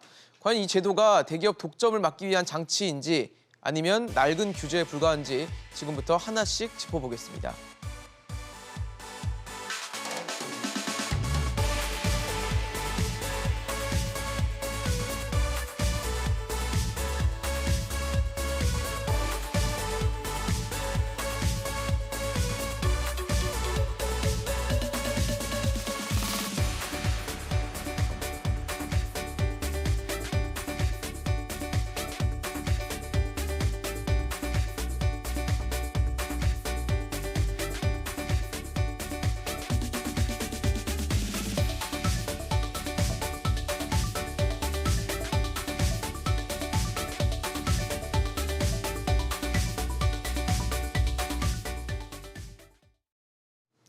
네, 오늘 함께해 주실 세 분 소개하겠습니다. 단국대 경제학과 김태기 명예교수, 서울대 행정대학원 박상인 교수, 상명대 경영학부 서지용 교수 나오셨습니다. 어서 오십시오. 안녕하세요. 네. 오늘은 사실 지금 화제가 되고 있었던 쿠팡의 대기업 집단 지정을 다뤄보려고 하는데 우선은 이 대기업 집단 지정 제도 또 동일인 총수라고 하는 이 지정 제도가 어떤 제도고 또 왜 도입이 됐는지를 좀 설명을 해주시면 시청자 여러분들이 좀 이해가 쉬울 것 같거든요. 네. 좀 부탁드릴게요. 예. 우선 이 대기업 집단 지정 제도라는 게요. 예. 우리가 1986년도에 네. 이제 공정거래법 하면서 그때 이제 만들어졌는데요. 네. 그 당시 이제 배경이 이런 겁니다. 우리나라 경제 성장이 이제 주로 정부가 기업에다가 막 돈을 막 지원해 가지고 기업이 막 크지 않습니까? 그렇죠. 근데 이제 기업이 컸는데 이거 문제는 경제력이 집중이 되니까 이걸 어떻게 좀 문제가 있지 않아. 그래가지고 이제 이 대기업을 뭐 어떻게 지정을 하고 네. 거기에 대해 가지고 이제 규제를 가하자는 겁니다. 근데 문제는 그 당시 강화본 내용을 봤더니 예. 이 대기업이 뭐 순환 출자, 상호 출자해서 복잡하게 이제 그렇죠. 자기네들이 해온 게 문호발 있었죠. 경영을 한 거예요. 그래서 이제 이 동일인 지정 제도를 해가지고 그 중심으로 이제 규제를 하는 이런 제도인데요. 네네. 사실은 이제 그 당시로 봐가지고는 정부가 지원을 했는데 경제력이 집중되는 결과가 났으니 뭐 그 나름대로 뭐 사실은 이해가 됐죠. 네네. 그러나 지금 이제 쿠팡이 이번에 딱 드러냈던 거는 문제는 뭐냐 하면 지금 그거 아니지 않냐는 거죠. 왜? 예를 들어 쿠팡이 무슨 정부 지원 받아가지고 큰 것도 아니고요. 그러니까 사실은 이 쿠팡이 큰 거는 결국 아이디어에다가 그다음에 해외 시장, 해외에서 자금 조달하고 그리고 국내에 좀 혁신적인 방법을 한 거거든요. 네. 그래서 사실은 지금 전혀 이 제도가 맞지 않는 게 이 쿠팡 이런 부분이고 사실은 지금 정부가 만일 자본을 지원했으면 맞는 건데 이게 지금 아니에요. 우리나라 대기업이 지금 정부 지원 받아가지고 막 확장하는 데 없습니다. 그래서 이 제도 자체가 지금 아까 말씀하신 대로 이 제도 자체가 지금 시대에 안 맞다. 그래서 이제 요 문제가 지금 이 쿠팡에서 지금 어떻게 보면 발단됐다 이렇게 보실 수 있겠습니다. 사실 시대가 흐르고 뭐 기업들의 뭐 활동 반경도 달라지고 우리 경제 규모도 좀 커지다 보니까 거기서 이제 제도와 맞지 않는 부분들이 좀 생긴다라는 지적들은 계속 나오고 있는 것 같은데 박상현 교수님 이게 사실 지금 기업 집단으로 대기업 집단으로 지정되는 게 왜 5조 원이라는 자산 총계 기준이 있잖아요. 네. 이것도 계속 원래 유지가 됐던 기준인 건가요? 그렇지 않고요. 먼저 좀 대기업 집단 규제가 경제력 집중 억제를 위해서 도입됐다는 김 교수님 말씀 맞습니다. 근데 그게 정부 돈을 받아서 뭐 컸다. 그거는 전혀 상관이 없습니다. 대기업 집단들 경제력 집중 규제가 가장 먼저 역사적으로 도입됐던 곳이 미국입니다. 네네. 미국에서 20년대, 30년대 우리나라 재벌 같은 대규모 기업 집단이 생겼고요. 네. 그것을 해소하기 위해서 경제력 집중 문제를 해소하기 위해서 네. 뉴딜 기간에 많은 정책들을 입법들이 이루어졌습니다. 네. 그래서 사실상 미국은 우리 같은 재벌이 없는 이른바 스탠얼론 컴퍼니 이 독립기업이라고 부르기도 하는데요. 그 싱글 홀로선 기업들 중심의 그런 경제 구조가 된 것이고요. 네네. 그리고 2차 세계대전 이후에 미 군정이 일본과 독일에서 미국과 유사한 그런 제도 개혁을 했습니다. 그래서 일본도 재벌을 해체했고요. 그리고 그 이후에 일본이 다시 계열 중심으로 기업 집단이 형성이 됐는데 그것을 막기 위해서 일본의 공정거래법에 유사한 우리나라 사실 공정거래법이 일본 공정거래법 규제를 사실상 모방을 해서 한 겁니다. 그래서 그런 규제가 있었고 지금도 있습니다. 그리고 이스라엘 같은 경우에 최근에 미국 뉴딜 때의 개혁을 참고로 해서 네네. 그 반경제력 집중법이라는 것을 입법을 했고요. 이것은 경제력 집중이 일어나면은 네. 이 많은 경제의 국가 리소스 자원을 활용해서 특정 기업 또는 특정 총수 일가가 지나치게 사회 영향력을 행사해서 정책적, 정치적, 사회적 의사결정에 나쁜 영향을 미친다. 즉 사익 추구할 수 있도록 영향을 미친다라는 것 때문에 규제를 하는 것입니다. 네. 그런 측면에서 보면 지금 1980년대 중반보다 지금 훨씬 더 경제력 집중이 우리 심각하고요. 그 경제력 집중의 폐해, 사익 편취를 위한 일감 몰아주기에 대한 뉴스가 항상 나오고 있죠. 그리고 그 경제력 집중의 폐해가 사실 이재용 삼성 네. 부회장 승계 과정에서 고스란히 나타났고요. 그 위법 사항 때문에 지금 감옥에 가는 불상사까지 일어났다. 그래서 이것이 뭐 80년대 들어왔기 때문에 오래된 규제라든지 안 맞다라고 말씀하시는 것은 사실 이 규제가 도입된 역사적 배경과 의미를 사실 좀 정확히 못 보고 있는 것이 아닌가라는 생각이 들고요. 오히려 지금 80년대 이후에 중반 이후에 도입된 이후에 규제 완화를 계속하면서 규제가 계속 약해졌습니다. 그래서 경제력 집중이 더 심화됐기 때문에 그걸 바로잡아야 될 때다. 저는 그렇게 생각하고요. 그래서 지정제도 제가 말씀을 좀 드리면 네. 처음에 그 지정제도를 좀 저희가 뭐 뒤에 네. 다시 한번 좀 문제점이나 이런 뭐 개편을 해야 될지 그 부분은 좀 다시 한번 짚어보도록 하고요. 여기까지만 듣고 네. 나중에 다시 한번 교수님께 또 여쭤보도록 하겠습니다. 서 교수님 의견도 좀 궁금해요. 일단은 지금 어쨌든 현재는 대기업 집단 지정제도가 있고 동일일, 그러니까 총수라는 걸 지정을 따로 하잖아요. 이 제도가 일단 뭐 말씀을 좀 두 분이 주신 것처럼 입장차가 좀 있는데 서 교수님의 사이트도 좀 궁금합니다. 예, 일단 김태기 교수님이 설명 잘 하신 게 1986년도 네. 정확하게는 이제 그 독점 규제 및 공정거래에 관한 법률이에요. 그러니까 우리가 이제 공정거래법이라고 하는데 네네. 86년도에 도입이 되면서 대기업 집단 제도가 지정 제도가 이제 도입이 됐어요. 그 네네. 취지는 뭐냐면 자산 기준입니다. 네. 그러니까 기업들이 대부분의 이제 내부 거래를 확대하고 그리고 사익 편취에 대한 가능성이 있다. 우리 동일이라는 게 실질적 지배자거든요. 네네. 총수라고 얘기하죠. 그런 규제인데 실질적으로 우리나라에는 지정제도가 두 개가 있어요. 그러니까 5조 원 이상일 경우에는 공시대상 기업 집단, 네. 그다음에 10조 원 이상이 되면은 상호 출자 제한 기업 집단이죠. 그러니까 두 개의 차이점은 뭐냐면 예. 공시대상 기업 집단 규제가 적용이 되면 뭐 기업 집단 현황이라든가, 그다음에 대규모 내부 거래라든가, 네. 뭐 비상장사의 주요 사항이라든가, 주식 소유 현황, 그다음에 총수 일가의 일감 몰아주기 규제가 적용이 됩니다. 그게 이제 실질적으로 이제 홈페이지나 예를 들어 나트 금감원의 이제 정자정보통신 시스템이죠. 전자공시 시스템. 전자공시 시스템. 거기에 나트에 이제 공시를 하도록 돼 있어요. 그래서 4월 말에 지정이 되면 5월 초부터 그게 이제 공시가 돼야 되거든요. 그다음에 이제 지금 말씀드렸던 상호 출자 제한 기업 집단은 자산 10조 원 이상인데 우리나라 대기업 집단들이 대부분 많이 적용돼요. 네네. 요번에 40개가 이제 적용이 됐는데 네네. 기존에 34개에서 셀트리온이나 네이버가 포함이 돼가지고 40개가 됐고요. 좀 전에 공시대상 기업 집단은 이제 쿠팡 포함해가지고 71개입니다. 그래서 네. 기존에 작년에 64개였다가 7개가 새로 추가된 거죠. 요게 아까 말씀드린 바와 같이 기업 집단은 그런 일감 몰아주기에 대한 규제가 강화되고요. 상호 출자 제한 기업 집단이 되게 되면 뭐가 차이가 있냐면 우리나라 가장 재벌 집단들의 문제가 상호 출자, 순환 출자 문제거든요. 네네, 돌고 그게 이제 돌리는 금지가 거죠. 됩니다. 그다음에 계열사 간 채무 보증 거래에 대한 제한이 있고요. 그다음에 이제 금융보험사에 대한 의결권 제한이 있습니다. 그러니까 지금 삼성그룹 같은 경우 삼성생명을 통해서 여러 가지 소위 말해서 이제 금융 지원을 받고 그렇죠. 터널링이라고 하거든요. 기업 계열사 간의 터널을 뚫어가지고 이런 어떤 돈을 갖다가 네. 편취하는 그런 사례들을 이제 억제하기 위한 기업 집단 지정 제도예요. 네네. 그런데서 이제 쿠팡이 왜 이제 그게 이제 동일인이 이제 김범석 의장이 아니라 네. 쿠팡 주식회사 법인이라는 쿠팡, 네, 쿠팡 법인이 주라는 들어왔죠. 법인을 지정했느냐. 네. 그게 이슈가 되는 것 같습니다. 그렇죠. 그러니까 지금 말씀해주신 그런 지금 저희 화면에 보여드리고 있는 상호 출자 제한 기업 집단이나 공시대상 기업 집단으로 지정이 되면, 그러니까 사회에서 경제적으로 우려되는 부분들을 좀 제약을 더 가할 수 있다라는 조건을 볼 수 있을 것 같은데 오늘 본격적인 얘기를 좀 해볼게요. 지금 공정위가 김범석 쿠팡 이사회 의장 대신에 이 쿠팡 법인을 이 동일인으로 지정을 했습니다. 공정위의 이번 결정은 뭐 나름 합리적인 판단이라고 보십니까?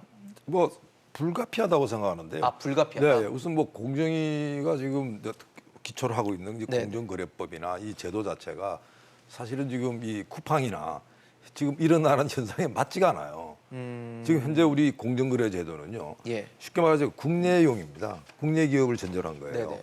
근데 문제는 지금 우리나라 기업들 그다음에 외국에서 우리나라 들어온 기업들 다 글로벌이에요. 네네. 근데 이게 현실이 잘 맞지 않는 이런 제도가 되다 보니까 우리 현재 지금 이 공정거래의 취지는요. 대기업을 규제하는 겁니다. 네네. 어느 나라가 대기업을 규제하죠? 거의 글로벌리 대기업 규제하는 게 아니고요. 독점을 규제합니다.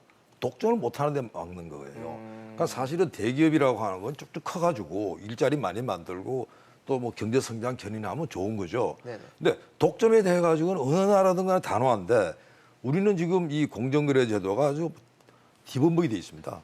하나는 독점이고 하나는 대기업에 대한 규제고 그러다 보니까 지금 요번에 쿠팡 문제에 대해서 쩔쩔매다가 네. 결국은 묘수가 뭐냐면 그걸 김범석 씨란 분을 총수를 할 수가 없는 거예요. 그래서 결국은 네. 이제 쿠팡이란 법인을 가지고 이제 이렇게 걸게 됐는데요. 그러니까 지금 사실 공정거래위원회에서는 김범석 의장을 동일인으로 지정하지 않은 것에 대해서는 김범석 의장의 국적이 우리나라가 아니라 네. 미국인, 그러니까 외국인이기 때문에 네. 이 부분에 대한 규제가 좀 어렵다고 판단을 했다라는 거잖아요. 그렇게 이야기를 하는데 사실은 그거는 저는 공정거래위원회가 여러 가지 옹색하다 생각해요. 아, 이유 자체가요? 네, 그래서 생각합니다. 아까 저 불가피하고 옹색하다 생각하는 게 네네. 사실은 이 제도 자체가 지금 이 쿠팡을 계기로 해가지고 전면 개편해야 될 그런 상황입니다. 그러니까 이걸 옹색하게 지금 문제는 아니다 하는 게 지금 생각입니다. 근데 사실 그쪽에서 얘기하는 거는 외국인 같은 경우는 뭐 형사처벌이나 네. 형사적인 제재를 하기는 좀 어렵기 때문에 네. 동일인으로 했을 때는 실효성이 없을 것 같다는 얘기를 한 거거든요. 지금 실제로도 그렇죠. 왜냐하면 당장에 지금 미국 관련해가지고 우리 네. 한미 FTA 문제나 지금 사실은 그럼 이제 김범석 씨는 미국인에다가 네네네. 그다음에 이번에 상장도 이제 미국에다 상장하지 않았습니까? 물론 이제 영업은 이제 한국에서 하지만 네네. 그건 뭐 대부분 글로벌 기업들이 그렇죠. 그런데 그런 경우에서 가지고 막 처벌을 한다고 처벌이라는 게 그러면 누구의 그러면 관할의 문제냐는 게 분명히 나옵니다. 그래서 사실은 이 공정거래위원회 입장에서는 나중에 미국이랑 어떤 법적 다툼이 생겼을 때 그렇죠. 사실은 이건 필패할 수밖에 없어요. 왜 그러냐 그런다면 글로벌의 기준은 뭐냐면 반독점법이 있는 거예요. 네네. 그러니까 경제력 집중을 억제하는 이런 쪽에 있는 거지 그걸 대기업이라 가지고 정부가 뚝딱 무슨 기준으로 뭐 5조 원이든 10조 원이든 그걸 정해가지고 자해적으로 하는 이런 부분에 대해 가지고는 사실은 뭐 미국이나 아마 다른 나라는 별로 이해 못하죠. 사실 일본마저도 말이죠. 네. 원래 이 공정거래제도 했다가 일본도 사실은 거의 많이 뭐 계열 폐지하고 정보를 좀 바꾸고 있는. 바뀌었습니다. 네. 바뀌어가지고 반독점법 쪽으로 가고 있어요. 그래서 우리도 어떻게 보면 시대에 맞는 네. 그런 이 규제 제도가 필요하다 생각합니다. 대기업이 아니라 독점에 대한 독점에 규제를 하는 대한 것이 맞다라는 그렇습니다. 입장을 주신 거죠. 네. 박사님 교수님 어떠세요?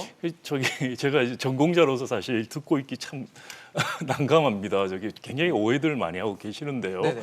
첫 번째 경제력 집중 규제하고 반독점 규제는 다르고요. 네. 미국 같은 경우에 처음에 그 스탠더드 오일이라는 그 트러스트가 나왔을 때는 그 반독점 규제를 통해서 엔티 트러스트라고 해서 네. 스탠더드 오일을 90개로 쪼개버렸습니다. 자, 그리고 나서 20년대, 30년대에 하나의 그 산업의 독점이 아니고 여러 우리 같이 문어발식 기업 집단이 생겼어요. 네네네. 한국 재벌 같은 게 미국에 20년대, 30년에 있었습니다.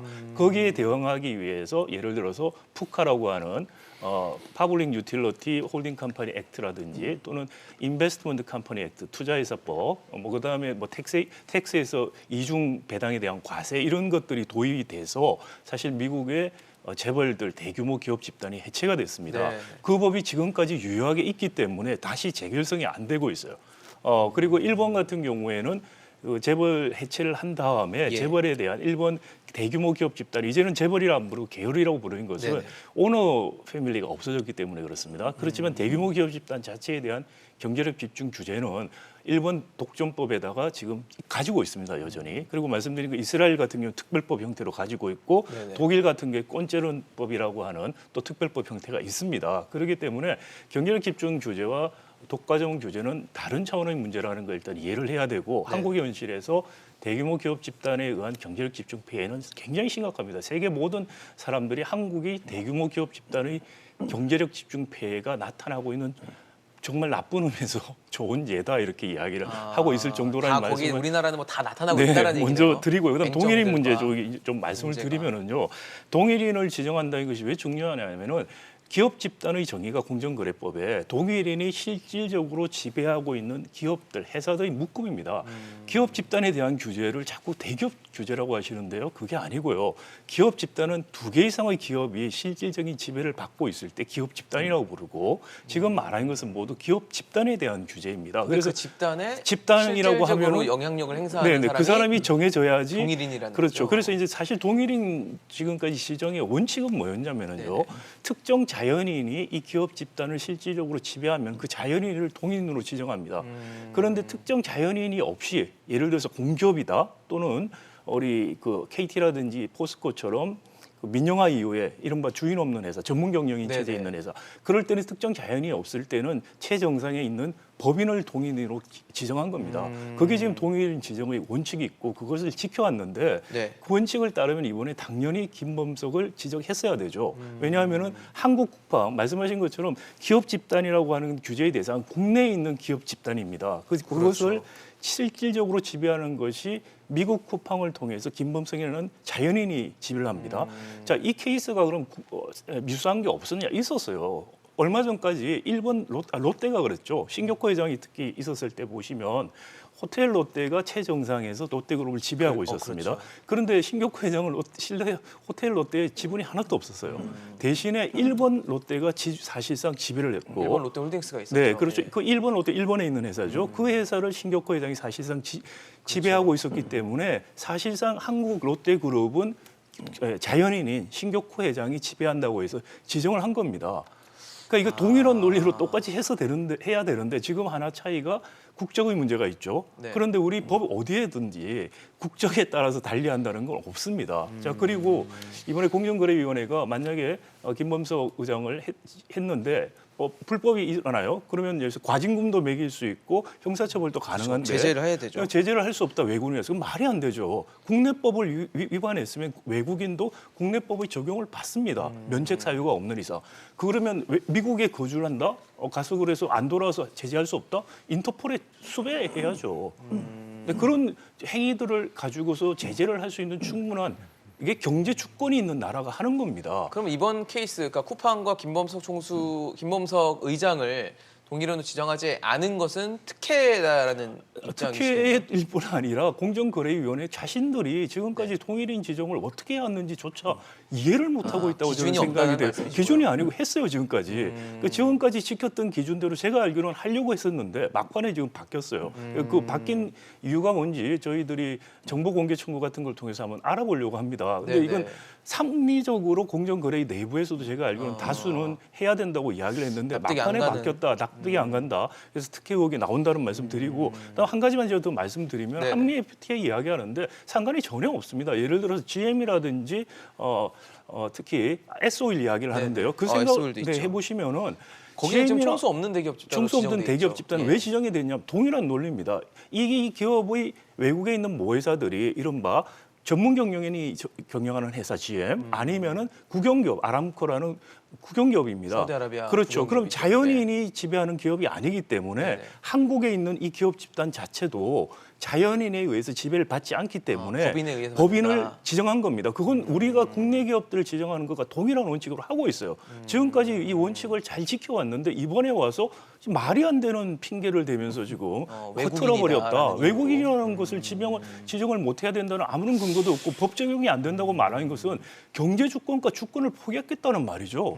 공정거래 사건 네. 다른 경제법 사건에서도 국내에 기업이 없더라도요. 국내 소비자가 있으면은 기업 결합이라든지 시장 지배적 남용 행위를 우리가 관할권을 가지고 심사를 합니다.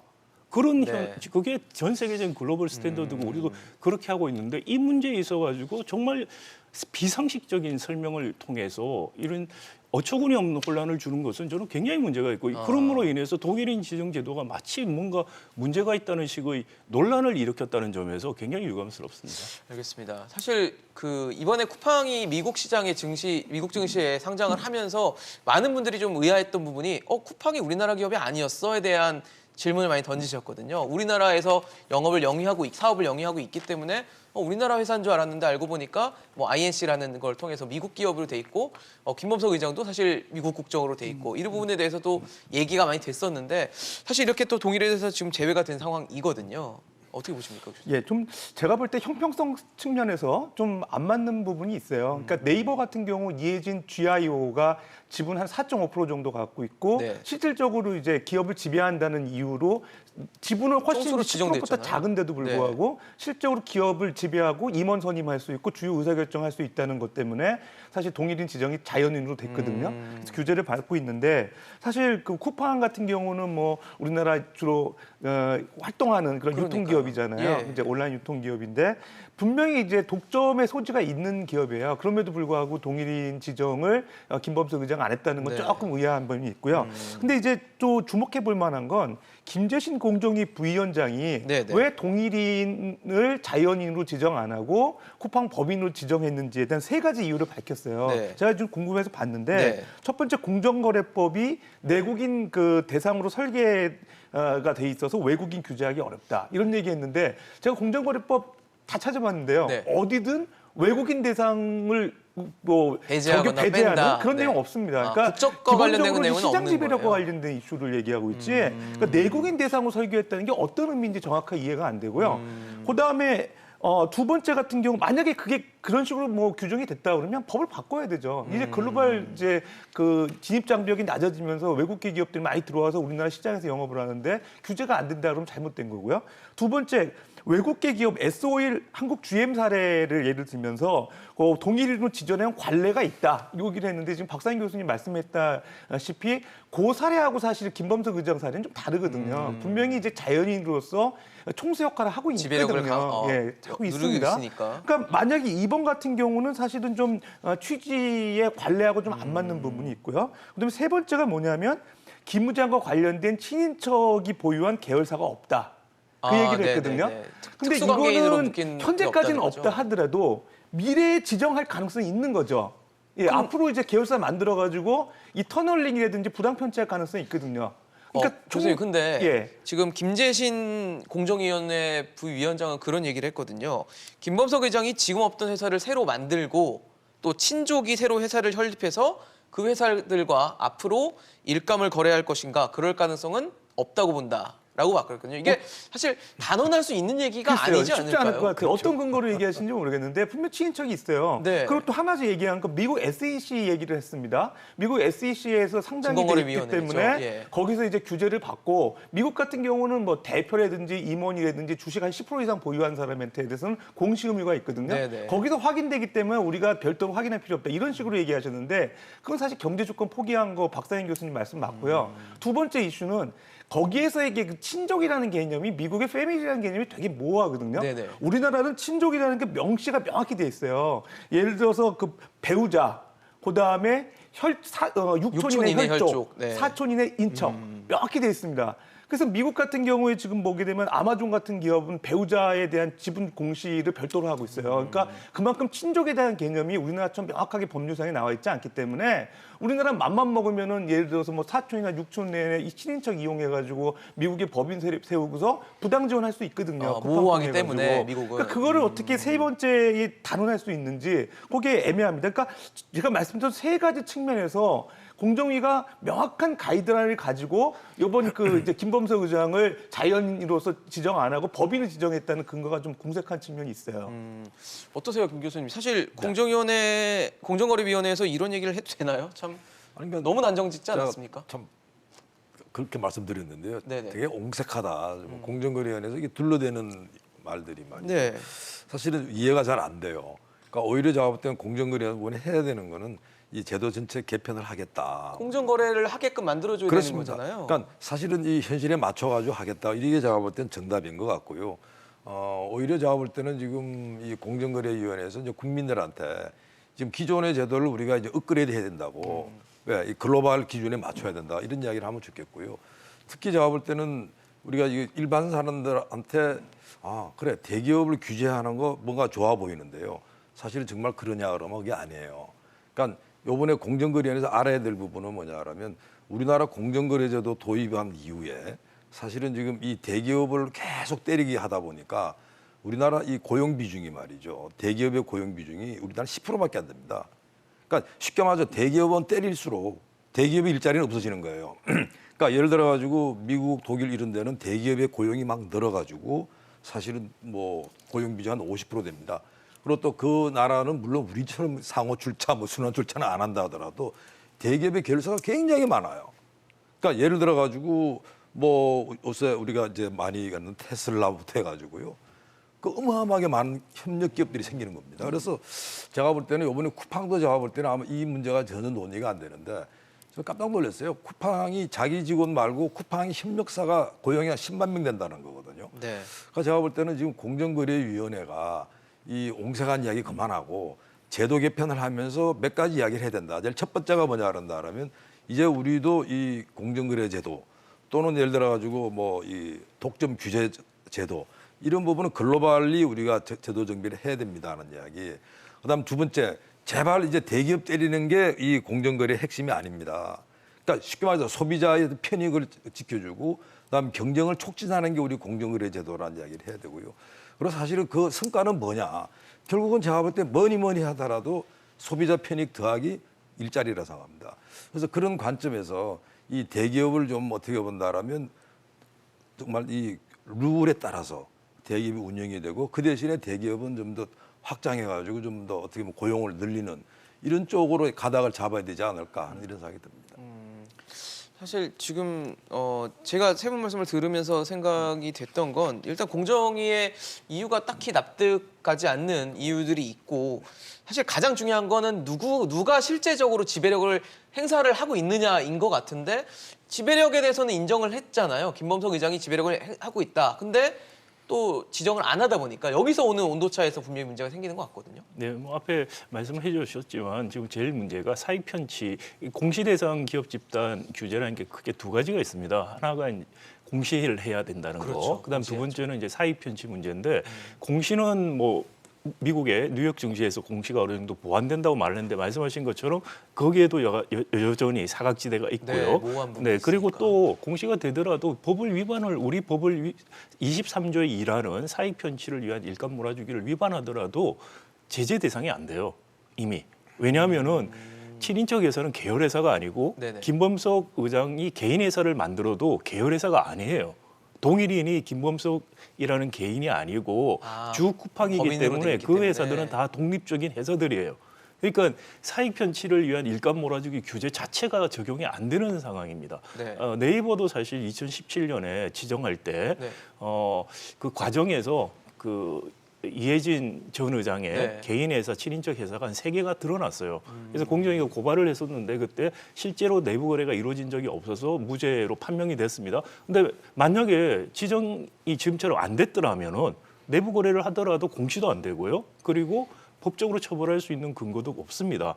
뭐 불공정 거래 행위에 해당할 때는 할 수 있죠. 근데 그게 충분치 않았기 때문에 사익 편취를 위한 내부 거래 규정이 새로 만들어진 것이거든요. 그래서 공정위가 저렇게 말하는 것은 규제 기관으로서의 본연의 자세를 포기했다라고 생각이 돼요. 저건 도저히 저는 받아들일 수도 없고 저런 이야기를 한다는 것 자체를 저건 정말 이해할 수 있을 없다는 수가 없는 이야기를 했다 생각이 되고요. 네. 대국민 사과를 공정거래위원장과 부위원장을 하셔야 된다고 저는 생각합니다. 그리고 글로벌 스탠더드는 제가 말씀드린 것처럼 이미 미국, 독일, 일본 세계 선진국들이죠. 이런 나라에서 과거에 경제력 집중 문제가 있었고 거기에 대한 법안이 만들어졌고 지금까지 있다. 그게 스탠더드고 우리는 거기에 한참 못 미치니 스탠드에 맞게 강화하자. 저 동의합니다. 그리고 이 규제는 대기업 집단에 대한 거지 대기업이 아니에요. 자꾸 대기업 규제라고 하시면은 안 되고요. 대기업 관련된 것은 우리가 글로벌하게 하는 독과점 규제에서 하는 것이지 경제력 집중 규제하고는 무관하다는 거 제가 꼭 말씀을 드리고 싶습니다. 알겠습니다. 사실 지금 앞서 저희가 보여드렸지만 네이버는 일단 인정을 했고 총수로 이해진 의장이 인정했고 쿠팡은 김범석 의장을 제외했습니다. 근데 쿠팡이 최신 버전이에요. 그죠? 그러니까 이런 상황에서 제가 좀 생각이 드는 건 그럼 이제 앞으로 우리나라 국적이 아닌 외국 국적을 가진 사람들이 앞으로 많이 나오겠다. 그리고 사업에 실제적으로 우리가 이 회사를 운영하는데 지배력을 다 펼치고 있으면서 왜 나는 외국 국적이니까 난 동일인이 아니다라는 주장을 할 수 있는 근거를 공정위가 만들어준 건 아닌가라는 생각이 들거든요. 예, 좋지 않은 선례를 만들어 놓은 건 분명한 것 같습니다. 그러니까 롯데 신동빈 회장이 지금 일본 국적이라고 해서 공공이 밝히고 사업의 그 어떤 그 홀딩스 롯데 홀딩스가 이제 일본에 있고 예. 그다음에 이제 주요 사업 그 무대는 한국이라고 했을 그렇죠. 때 실질적으로 이런 분들은 공정위에서 대상 그 공시 대상 기업 집단으로 지정 안 하는 게 맞는 거냐 이런 또 논란이 나올 수 있고요. 있죠, 논란이. 그다음에 최근에 이제 글로벌 무대에서 활약하는 뭐 제2 외국인들, 네. 그다음에 이제 우리나라 그 이제 한인 2세들 이런 분들이 사실 국내나 해외에 예를 들어 상장하고 그다음에 사업 무대는 국내에서 연기를 하면서 네. 독과점적인 어떤 그 사업 행태를 벌임에도 불구하고 그 공정거래법 그 23조 2호에 보게 되면 예. 그 특수관계인에 대한 부당한 그 이익 제공에 대한 그 규제, 거기에 적용이 안 되면서 뭔가 이제 국내에 와서 독점 현상을 이제 일으키면서 그 이익을 가족 일가들이 편취하는 그런 문제들이 이제 발생할 가능성이 있는 거예요. 그래서 사실은 뭐 시민단체라든가 이제 박 교수님 그런 것도 우려하고 계시고 있는데요. 네, 네. 제가 생각할 때 이제 독점 규제라는 거는 사실은 그 현대 자본주의 사회에서 가장 큰 문제는 맞아요. 이제 과거에 경제적 집중이 됐던 사회에서는 우리나라 같은 경우는 이제 오너 재벌 중심으로 이제 그 사업을 하다 보니까 그렇죠. 1980년대만 하더라도 우리나라 그 10대 기업 집단이 우리나라 한국 제조 매출에 차지하는 비중이 한 40% 이상 됐거든요. 근데 지금 2000년대 이후에는 사실은 그 비중은 낮아졌어요. 네네. 30% 정도 됐는데 그 이유를 보게 되면 우리나라 기업들이 대체적으로 해외에서 사업을 많이 하고 국내 무대에서 활약하는 것은 주로 IT 기업이라든가 좀 스타트업들 네네. 그런 기업들이 문제가 되는데 사실 우리나라 공정거래법 처음 만들 때 10대 또 30대 기업 집단에 대한 규제를 만들면서 사실 공정거래법이 그 틀을 유지하고 있는 건 맞아요. 그러니까 대기업 집단을 규제하기 위해서 대기업 집단들이 사실은 뭐 일감 몰아주기, 자기 그 패밀리들을 네, 좀 사익 보호하기 편취하기 위해서 위한. 같이 일감 몰아주기라든지 사익 편취, 그다음에 기업을 뭐 문화발식으로 확장하는 그런 과정에서 나온 것들을 사실 독과점 규제라는 그 법 테두리 안에서 뭉뚱그려서 규제하다 보니까 네. 최근 1세대가 중심이 되는 IT 그런 기업들한테 적용하기가 조금 모호해진 면들이 있는 거예요. 네, 네. 그래서 제가 이번 기회에 독점 규제에 대한 명확한 그 가이드라인을 이제 우리가 다시 한번 재정립을 해서 네. 자산 규모로 사실은 이거를 구분하는 것도 사실 좀 모호합니다. 제가 볼 때 지배 구조라든가 예. 그다음에 예를 들어 가지고 우리나라 지금 경제의 집중도가 진짜 어느 정도 되는지 그다음에 예를 들어서 좀 나아가서 순환 출자 제한 기업은 자산 10조 원, 네. 뭐 5조 원은 그게 적용 안 될 이유가 사실 저도 뭐 이해가 안 돼요. 계열사가 많고 적은 거에 따라서 좀 다르거든요. 또 어떤 기업은 사업을 비관련 다각화를 하는 기업이 있고 그렇죠. 사업 그냥 연관 다각화하는 다 기업이 다른데, 있어요. 사실. 그러니까 사실 비관련 다각화를 할 때 예. 이렇게 사익 편취라든지 부당 일감 몰아주기 이런 문제가 생길 가능성이 있거든요. 그러니까 좀 정교하게 법 체계를 만들어서 네. 그냥 자산으로 5조 원이다 10조 네. 원이다 그냥 단순히 이렇게 할 건 자산 아닌 것 총액만 같습니다. 보기는 좀 무리가 예. 있다라는 말씀을 주셨는데 참 지금 사실 김범석 의장이 쿠팡 지분 갖고 있는 게 10% 조금 넘더라고요. 근데 여기 보면 또 그 이번에 증시 상장을 하면서 차등 의결권을 또 29배짜리 가져가면서 실제적인 의결권은 또 76%가 넘는 아주 뭐 막대한 지배력을 지금 펼치고 있는 상황인데 앞서 저희가 지금 그 순위를 좀 보여드렸어요. 대기업 집단과 동일인에 대한 데이터를 보여드렸을 때 제가 눈길이 갔던 게 8위였습니다. 8위를 보니까 GS 그룹이거든요. GS 그룹의 동일인은 허창수 명예 회장인데 제가 알기로는 2019년인가에 사의 표명한 인물이어서 GS 그룹에서도 요청을 했던 걸로 알고 있는데 동일인이 유지가 됐어요. 이유는 그렇습니다. 지분율이 높다. 근데 이건 또 다른 얘기가 또 되지 않을까. 쿠팡은 또 안 되고 또 GS의 허창수 명예 회장은 또 동일인을 유지를 하고 이건 또 뭐 어떻게 봐야 됩니까? 참 기준이 어디에 있는 겁니까 이거? 그래서 아까 처음부터 말씀드린 게요. 우리가 80년대 사실은 우리나라 제조업하고 주로 내수 시장을 염두에 둬가지고 만드는 제도가 이게 맞을 리가 없는 거예요. 그렇죠. 지금 이제 그 글로벌이 그렇지 않습니까? 다 시장이니까요. 그러니까 예를 들어가지고 지금 GS 이야기 나왔지만 이 GS 이분은 지금 자기 경영 안 한다는 거 아니에요? 네, 물러났죠. 네. 그러면 사실은 이 책임은 허창수 씨 문제가 아니고 그 GS 자체의 어떤 문제를 가야 되는 거예요. 근데 이걸 끝까지 이제 어떻게 보면 총수를 지정해야 되니까 네. 이분한테 따라가는 이제 어떻게 보면 좀 이상한 일이 이제 발생이 되는 거고요. 그러면은 네. 이게 공정위의 논리로 봤을 때는 허창수 명예회장이 자리에서 물러났지만 여전히 지배력을 행사하고 있다라고 해석해야 되는 거 아닙니까? 아니 공정에 그렇게 이야기를 하는데요. 그러니까요. 사실은 이제 공정의 월권도 보통 월권이 아니죠. 그러니까 쉽게 말해가지고 공정에 그럴 거라고 생각하고 있는 겁니다. 그러니까 예를 들어가지고 나는 그냥 지분만 가지고 있고 나는 경영에 관여 안 해. 라 그런다면 얘기가 달라지는 거거든요. 그러니까 우리는 어떤 전제를 하고 있냐면 지분이 많으니까 경영에 다 간섭하고 자기가 지분만큼 다 끌어당기겠지 이렇게 지금 보고 있거든요. 그러니까 제가 볼 때는 이 문제도 사실은 뭐 공정거래법 말고 만일 그게 회사가 예를 들어가지고 뭐 다른 나쁜 짓을 따른다 하면 글쎄요. 우리가 그래서 뭐 배임의 문제부터 해가지고 여러 가지 법들이 있습니다.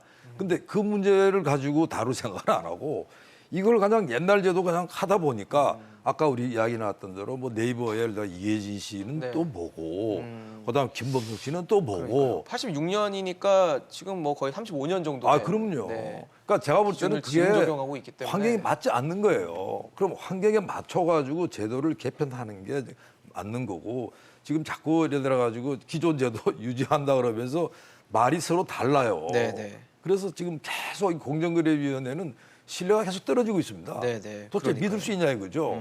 당연히 그게 외압에 대한 그런 뭐 의심을 할 수 있는 거예요. 그래서 이런 문제들이 어떻게 보면 허창수 회장 문제도 더 똑같다 생각합니다. 이거 뭐 안 한다 그러는데 당신 지분 많으니까 당신이 다 했지? 글쎄요. 그건 좀 지나친 거 아닌가요? 근데 동일인으로 지정했다는 건 제가 봤을 때는 공정위가 그러면 허창수 명예회장이 여전히 지배력을 행사하고 있다라고 판단을 했기 때문이라는 생각은 드는데요. 그 동일인 지정 기준은 실질적인 지배고요. 예, 예. 지분율이 그 중에 하나를 보는 겁니다. 그리고 예를 들어서 주요 임원을 하고 있느냐, 아니면 임원이라든지 이런 주요 기업의 의사결정에 실제적인 영향을 행사하느냐 이런 거를 종합적으로 판단을 하는 그렇죠. 것이고요. 예, 예. 이런 식의 종합적 판단을 해서 동일인을 정하는 것은 외국에서도 그렇게 합니다. 이스라엘 같은 경우도 상법에서 비슷한 방식으로 접근을 하고 있고요. 인도도 마찬가지 그렇습니다. 네, 그래서 이건 뭐 왜냐하면 기준을 예를 들어서 몇 가지 딱 정해놓으면 그것을 회피하는 방법들이 계속 나와요. 그렇죠. 그렇기 때문에 실질적 지배로 보고 저 GS 제가 그룹 정확히 모르겠습니다만은 동생 막내 동생이기 때문에 실질적으로 이분 막내 동생한테 물려줄 것이냐 아들에게 물려주는 징검다리라고 승계 생각을 문제가 또, 하기 때문에 저런 식으로 잘못 악용이 되면은 바지 사장 내세우듯이 동일인해서 사익 편취 규제 범위를 벗어나서 다 할 수가 있게 됩니다. 그런 것 때문에 한 것이고요. 그러니까 판단을 정확히 해야 되는 문제예요. 네, 그렇습니다. 네, 그리고 또 하나는 말씀하신 것처럼 이 동일인뿐만이 아니고 사익 편취 문제는 사실 이게 대규모 기업 집단에서만 발생하는 게 아니고 네. 작은 기업에서도 발생을 하고 있어요. 이건 저는 상법에서 다루는 게 맞다라고 생각이 되고요. 그러면 이제 머저리티 오브 마이너리티 룰이라고 해서 소수주주 동의제를 통해서 네. 총수일가나 대주주 또는 주요 임원들의 이해가 걸려 있는 거래에 대해서 주총에서 소수주주들이 동의를 하도록 하는 겁니다. 그걸 지금 이스라엘이나 인도나 홍콩에서 하고 있고요. 굉장히 효과적입니다. 우리처럼 공정위가 저는 할 필요 없다고 생각이 되고요. 그다음에 중요한 것은 경제력 집중 규제를 좀 더 현실적이고 강화시켜야 되는데 네. 지금 여러 가지 규제가 있는데 효과적이지가 않아요. 지금 지주회사 규제도 있지만 계속해서 규제 완화해가지고 굉장히 느슨해져 있고 그러다 보니까 문제가 생기는데 아예 정말 단순하게 예를 들어서 지주회사 처음에 도입했을 때의 아이디어처럼 2층 구조죠. 지주회사, 자회사. 그리고 나서는 다 100% 자회사로 가져라. 아까 전에 김대기 교수님 뭐 테슬라 이야기 미국 말씀하셨는데 미국도 뭐 기업 집단이 있다고 생각하시는데 거기는 뭐냐면은 그 지주회사에 해당하는 회사는 상장돼 있고 나머지는 다 100% 자회사입니다. 아, 100% 자회사요? 네, 그렇기 때문에 학술적으로는 미국은 기업 집단이 없다 이렇게 말합니다. 코퍼레이트 가버넌스 관점에서. 그러니까 우리도 만약에 100% 자회사로 다 가지면은 사실 공정위에서 하는 경제력 집중 규제 지금 같은 것들은 필요가 없어져요. 근데 그렇지가 않고 우리는 계속해서 20% 40% 이런 식으로 밑으로 내려가면서 하고 있기 때문에 손자, 증손자 막 맞습니다. 내려가죠. 그런 문제가 생겨서 예. 이참에 아예 정말 단순하게 2층 구조로 저는 하자고 합니다. 그래서 지주사, 지주회사, 자회사, 100% 자회사. 네, 그다음 자회사 밑에 100% 손자회사부터 그렇게만 하면은 사실 이런 복잡한 규제들, 네. 동일인 지정 문제 같은 것들 다 한꺼번에 해소될 수 있습니다. 그런 식으로 좀 한번 논의를 해볼 필요는 있는데 근데 이것을 그런 근본적인 규제 개혁 없이 그냥 동일인 지조를 없애라든지 뭐 이런 식으로만 흐른다면 이거는 사실 재벌들이 사익 편취 규제가 지금 강화되니까 거기에서 벗어나기 위해서 흔드는 것밖에 안 된다 이렇게 생각이 됩니다. 근데 실질적으로 좀 가능한지는 좀 의문이 되는 게 네. 말씀을 주신 것처럼 지금 뭐 손자 회사, 증손자 회사 막 문어발 형식으로 돼 있는 구조도 많잖아요. 그럼 이걸 한번 정리를 하는 관점 이스라엘이 시점이 필요한 건데. 2013년에 네네. 특별법을 만들어서 그걸 했습니다. 그 당시에 이스라엘 재벌들도 5층, 6층까지 내려가 있었어요. 네네네. 네, 그리고 금산분리 안 돼 있었고요. 근데 지금은 2층 구조로 2019년 말까지 다 했습니다. 한 6년, 7년 정도 걸린 건 6년 안에 했습니다. 6년 정도. 물론 우리는 이제 규모가 더 크니까 그렇죠. 한꺼번에 하지 말고 순차적으로 할 수 있죠. 기업 집단 규모별로. 어쨌든 방향성을 가야 네, 그런 된다는 말씀이시군요. 방향성으로 가게 되면은 저는 뭐 모든 규제가 단순해지고요. 지금 같은 불필요한 논쟁이 없을 겁니다. 단지 이런 규제들을 두고 뭐 동일인 시정제도만 바꾸자 이렇게 말을 하는 것은 답이 아니다라는 생각이 듭니다. 사실 근데 기업 기업들은 뭐 얼마 전에 뭐 공정거래 3법도 있었고 기업들에서는 사실 볼멘 소리들을 하거든요. 지나치게 규제가 심하다, 법인세가 너무 높다, 각종 얘기를 하는데 이렇게 대기업 집단에 대한 규제도 기업들은 사실 규제라고 느끼거든요. 이런 부분에 대한 어떤 완화. 근데 앞서 박하인 교수님은 지금 너무 느슨해져 있다는 또 표현을 써주셨거든요. 어떻게 봐야 됩니까? 사실 우리나라 그 기업 정서가 반기업 정서라고 생각하는 그 가장 큰 부분 중에 하나가 그 오너 기업 집단에 대한 문제점이라고 생각을 해요. 그러니까 우리나라는 전통적으로 이제 오너 재벌, 그러니까 그 금수저가 그냥 계속 금수저로 가는 거거든요. 계속 해먹죠. 그 아버지가 네. 회장이었기 때문에 2세에서도 총수가 되고 3세에서 또 자녀도 이제 대기업 사장이 되고 회장이 되고 이런 문제에 대해서 사실 심각하다 보니까 상당히 이제 반기업 정서까지 나가는 경향들이 있어요. 그러니까 실제로 이 공정거래에서 이렇게 기업 집단 지정제도, 상호출자 제한 이런 내용들을 또 보게 되면 네네. 사실 1세대에 지금 현재 회장이 유지되고 있는 사업이라 그러면 그 사업 그 기업 집단에 대한 이슈는 얼마만큼 이제 그 시장을 독점하고 있느냐, 반독점 이슈냐 아니냐 이런 게 논점이 되는데 네네. 지금 사실 2세대, 3세대로 내려가면서 문제의 초점은 뭐냐면 그 불법 상속, 편법 승계를, 그 합병, 불법 승계, 뭐, 네. 불법 승계 네. 이런 쪽에 소위 말해서 이제 부당히 편취하는 게 사실 더 큰 이슈거든요. 그런 쪽에 대한 지배구조 개선이 사실 더 논점이 돼야 돼요. 그러니까 지금 공정거래법을 보게 되면 이 경제력 집중에 대한 그런 것도 규제하면서 우리나라만이 갖고 있는 재벌 기업에 대한 특수성을 또 규제하는 조항도 있고 그러니까 어떻게 보면 이 양작을 다 갖고 있는데 최근에 이제 1세대들이 흑수저 출신의 IT 기업 그런 성공 신화들이 나오니까 창업자들이겠죠, 예. 이런 사람들 같은 경우에는 조금 지원해 주려고 하는 게 정부 스탠스인 것 같아요. 그러다 보니까 이제 그 스탠스가 안 맞는 거예요. 유니콘 기업 키우겠다 안 뭐 맞는 이러잖아요. 겁니다. 그래서 네. 이걸 자산 5조 원, 뭐 10조 원 아까 그 좀 더 확대해야 말씀드렸는데 예. 제가 생각할 때는 일단 계열사 수하고 그다음에 사업 다각화에 대한 비중이 좀 논의가 돼야 될 것 같아요. 그러니까 아직도 쿠팡 같은 경우 보면 뭐 쿠팡 이츠라든가 쿠팡 풀필먼트라든가 쿠팡페이라든가 한 9개 자회사를 갖고 있는데 네네. 대체적으로 보면 유통 관련된 자회사거든요. 네. 그러니까 사실은 비관련 다각화를 하면서 자녀들한테 이제 하나씩 이제 넘겨주려고 하는 그런 의도까지는 아닌 것 같아요. 지금 보면 그러다 보니까 이제 친익들한테 이제 부당 편취할 가능성이 없다. 이제 공정거래 부위원장이 단언하신 네, 것 너무 같은데 단언하긴 했죠. 그게 이제 시대가 지나면서 이분이 나이가 들고 자녀들이 장성했을 경우는 또 달라지는 이슈가 되거든요. 맞습니다. 그러니까 네. 결과적으로는 지금 가장 큰 문제는 홀딩 컴퍼니 제도를 이제 기업들이 보편화할 수 있게끔 소위 말해서 LG식의 홀딩 컴퍼니 제도를 보편화할 수 있게끔 네.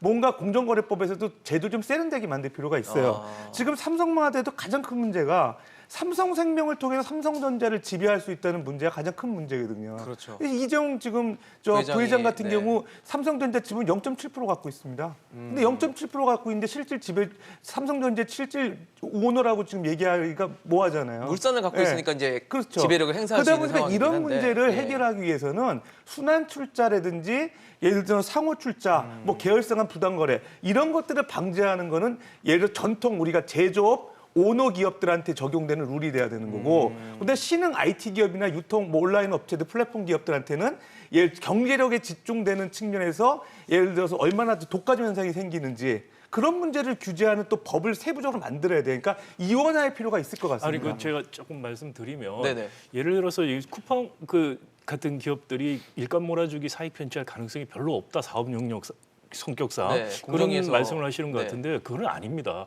전통적인 형식의 일감 몰아주기 할 가능성은 충분히 있고요. 예를 들어서 전산산업, 그건 전산 많이 필요하죠. 그거 개인 회사한테 맡길 수 하나 있습니다. 맡기면 되는 그다음에 거니까. 또 더 가능성이 있는 게 여기서 박스라든지 용품들, 이 포장할 수 있는 용품들 네네. 이런 것들 일감 몰아주기로 줄 수 있는 가장 좋은 사업들이에요. 그렇기 때문에 그런 유혹이 있으면 사람이 그 유혹에 탐욕이 있어서 넘어갑니다. 그거를 그 탐욕과 유혹을 막기 위해서 법 제도가 장치가 있는 필요하다는 것이죠. 거죠. 네, 그래서 이것이 IT 기업들 발목 잡는다. 2017년에 네이버가 지정되고 지금 3년 4년 만에 벌써 10조 넘어서 다시 한 단계 넘었어요. 네, 상호 출자로 들어갔죠. 지정돼서 성장하는데 아무 영향 없었습니다.